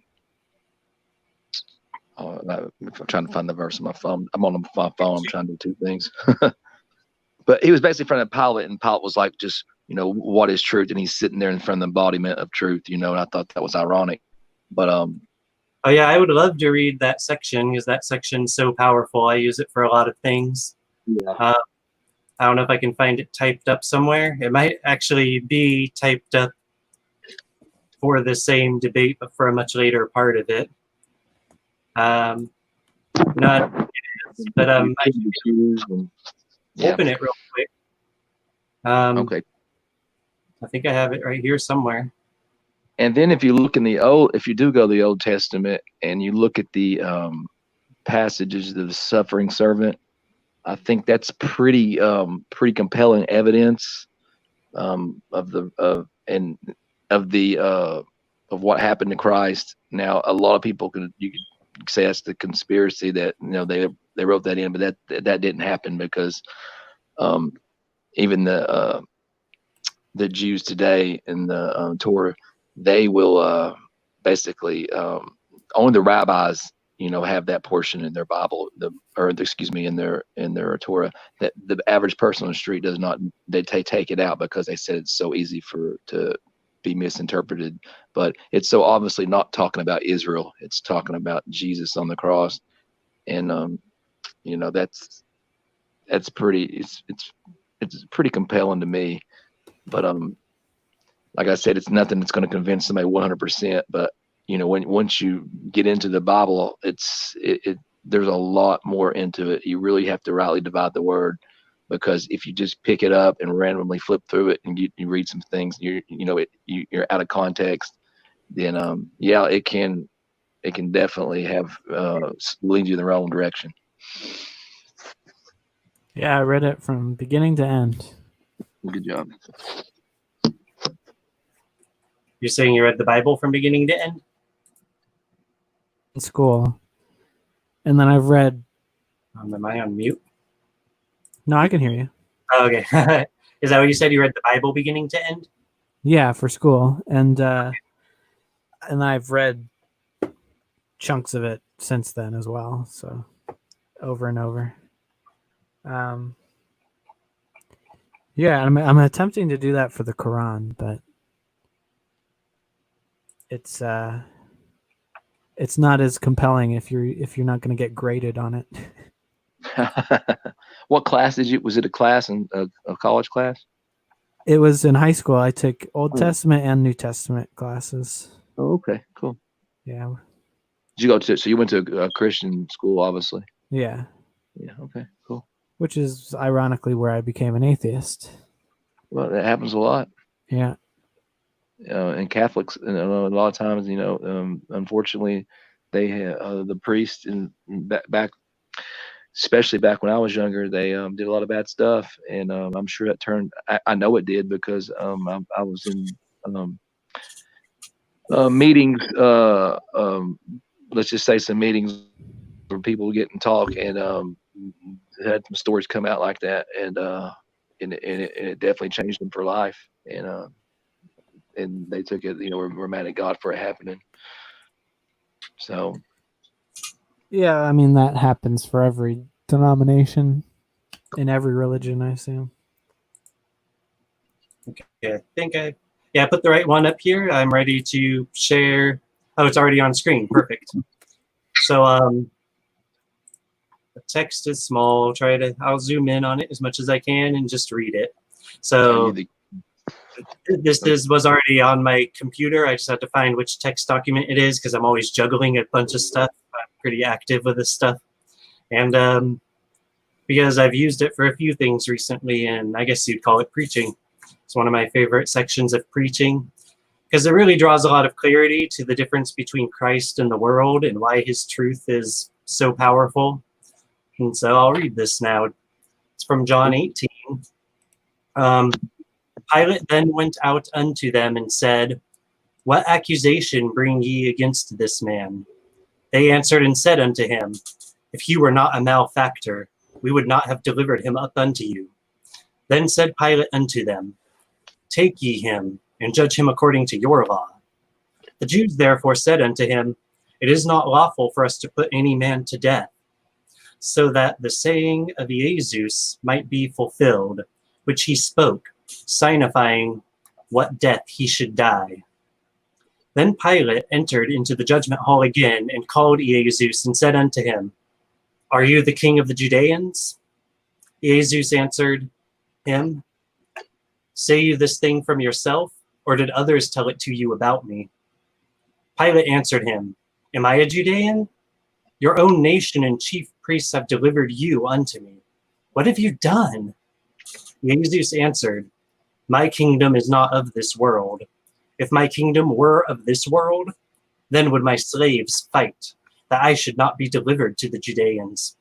But now is my kingdom not from here. Pilate therefore said unto him, Are you a king then? Yhvh answered, You say that I am a king. To this end was I born, and for this cause came I into the world. I should bear witness unto the truth. Everyone that is of the truth hears my voice. For the point I was making, I ended it there, but the next thing is Pilate says, what is truth? And then he steps out to the crowd of the Judeans, the Jews, and says, I find no fault in him at all. And then the next conversation with Pilate and Jesus is pretty cool too, where Pilate becomes afraid because, you know, he starts becoming really afraid that Jesus actually is the Son of God. Yeah. Yeah.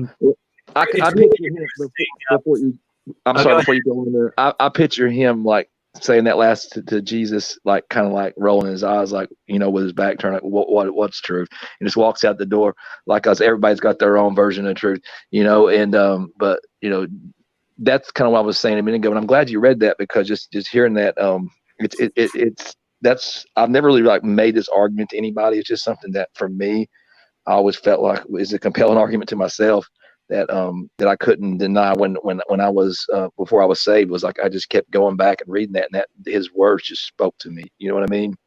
And I didn't have find that in any other religion. You know what I mean? Where just like the words like struck a chord. So, and wasn't like it was being pushed on me. I mean, I did go to church when was took to church when I was younger, but it wasn't regular or anything like that. And fortunately, my older brother, you know, got saved and helped me out too. So, but go ahead. I didn't mean to hold you there. I just wanted to throw it in there. No, you did good. I just got to find the window that I'm going to use, which is hold on. I have a way to make this much simpler. So I'm going to read the next time they talk. It's actually shorter than the first one, so this is just going to be one more quick minute as soon as I get that tab shared. Sure, take time. Okay. And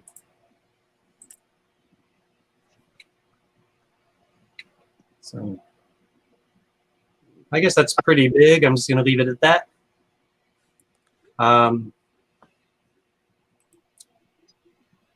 When the chief priests, therefore, and officers saw him, they cried out, saying, Crucify him, crucify him. Pilate said unto them, Take ye him, and crucify him, for I find no fault in him. The Jews answered him, We have a law, and by our law he ought to die, because he made himself the Son of God. When Pilate therefore heard that saying, he was more afraid, and went again into the judgment hall, and said unto Yhvh, Whence art thou? But Yhvh gave him no answer. Whence art thou? I think that's from where? Or from when? I just looked it up the other day and I forgot. I'll just move on. But it's much deeper than it sounds, because he just heard that he declared himself the Son of God. So when he says, Whence art thou? He's asking, like, are you from the gods? You know? I mean, I presume he would make it plural in his worldview. Yeah, so I mean, he went again to the judgment hall and said unto Yhvh, Whence art thou? But Yhvh gave him no answer. Then said Pilate unto him, Speak you not to me? Know you not that I have power to crucify, that I have power to crucify you, and have power to release you? Yhvh answered, Thou could have no power at all against me, except it were given you from above. Therefore, he that delivered me unto you has the greater sin. And from then on, Pilate sought to release him. But the Jews cried out, saying, If you let this man go, you are no friend of, you are not Caesar's friend. Whosoever makes himself a king speaks against Caesar. And so we see actually, like, when Christ said that Pilate only had power to execute him if God gave Pilate that power, that also applies to, like, when Pilate wanted to not execute him, he had no power to not execute him. So it's showing the powerlessness of Pilate compared to the will of God, even in him being crucified instead of not crucified. So I just think the whole part between Pilate and Christ, it's like the pre-climax to the climax of the entire scripture. I really love that part. Like a major tension build, a major understand a lot of stuff right there, you know? It's really cool. Yeah, I think Pilot really. I don't know how much he's going to be. In his own mind, he didn't want to be held accountable for it. So he's just like, I don't want this blood on my hands. But innocent man's blood on my hands. I think that's what he kind of felt. But he didn't say anything about it. But Christ freely gave himself up. So it's not like he was going to stop it. So I think. Yeah, and we sometimes think of Pilate somewhat villainousness. Yeah, I think we're supposed to. He was really a government official stuck in his place. I think we can learn a lot more from seeing it that way. He really had a lot of respect for what Jesus said and was like compelled to be afraid of Jesus, afraid of God, as he should be. The fear of God is the beginning of wisdom. But Snake, you said you had chores to do, so I want to make sure that if you're not as interested in where this is going now and you don't want to say that you have a chance to get out. Yeah, I mean, I don't have much to say about this. You guys seem like you got it.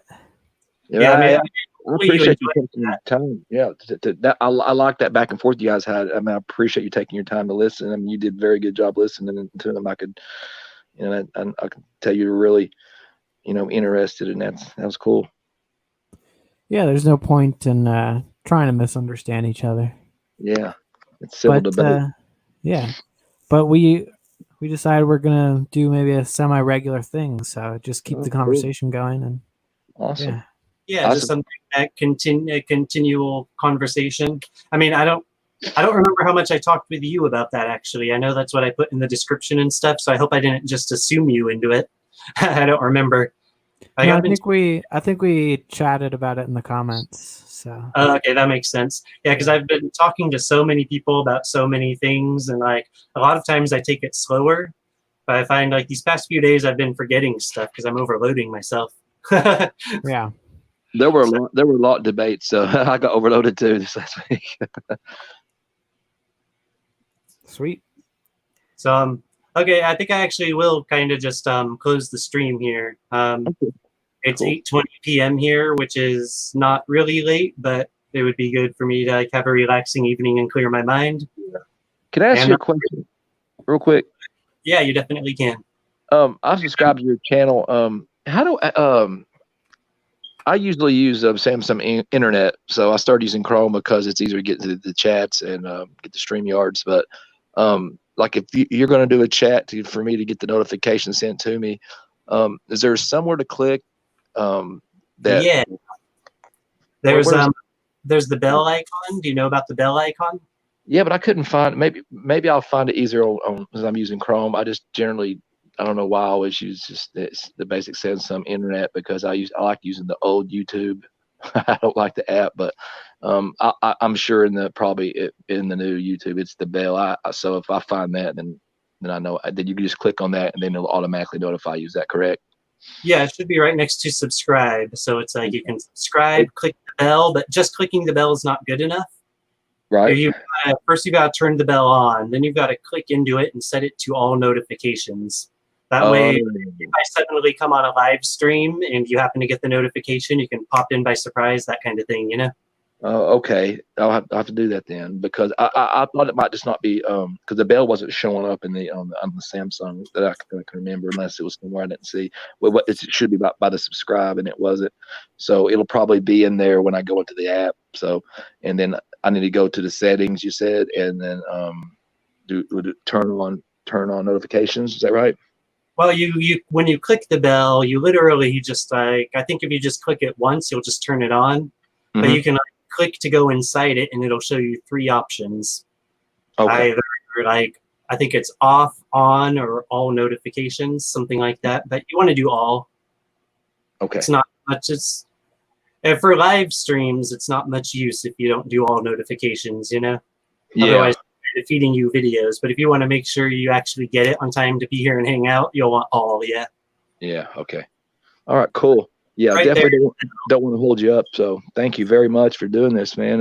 I missed the chat you guys were in right before this, and I had a lot of storms here today, and I didn't get to catch that last part. So I was like, well, I'll hang out here and listen a little bit more. Well, I really appreciate it. Thanks for being here. Because Yeah, I mean, and- I'm all new to this and stuff, so I'm like, ooh, this is exciting. yeah, it is. And did you say you might do this once a month, every couple of weeks, once a month or something? You might. Yeah, those are pretty good guesses. Probably something like once a month, because Snake and I Yeah. both keep very busy with different online things, Yeah. so it will probably only be about once a month. Yeah. I Yeah. Well, guess. cool. I'll join for sure, or I'll come if I can. Yeah, I mean the series with me and Snake is like a private thing, you know. But like, Yeah, I mean, I'll just come listen. Yeah, like I did today. oh yes, I would really appreciate that. Yeah. I mean, I enjoyed listening. You know what I mean? So I And for a appreciate while, I was doing every day. I was doing like I was writing a journal, then reading it, and then inviting people to the stream. But there's never anyone to come into the stream. But then I did a few days like really hard work and got tired, and I kind of dropped the ball on all that. So yeah, I'll be back to having lots of live streams and stuff that are more invitational than this one was. Great. Well, I generally actually do better when I'm in the chat. I mean, I do better when I'm out the chat listening than I do when I'm in the chat because you know, I'm more focused on making sure I'm articulating what I'm trying to say, and so yeah, I do better listening like that, and I absorb more. You know, that's why go back and rewatch sometimes what took place. Unless it's like a 3 or 4 hour chat, just don't have the time to do it. But yeah, thanks a lot, man. Have a great rest or evening, and I'm sure I'll see you in one of the chats here soon. Oh yeah, thank you. And to Snake too. You guys have a good one, bud. Yeah, thanks, guys. Shalom to you, Chris. See ya. And then Snake, do you want to All right. say farewell to the people? See y'all. I'll be back. Oh man, very what's that word where it's like,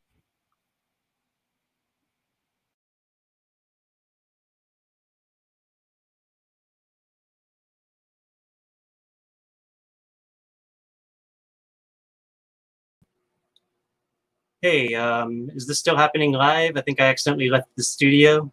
I just meant to kick Snake out. So yeah, it is happening live. Okay, now it's time for me to say my farewell to you all. So yeah, sorry I'm so grainy, but I think it's maybe a little bit better than a bubble. Thank you guys for like sticking around for 3.5 hours of this stream here. There's still a bunch of you here, and I love this community very, very much. So what are the things that I like to say? Oh yeah, just trust Messiah. Shalom to the brethren, and to those of you who are not yet of us, not yet of Christ, best wishes and hopes and prayers to you that you will enter Christ and shalom with the rest of us. Thank you all. Bye.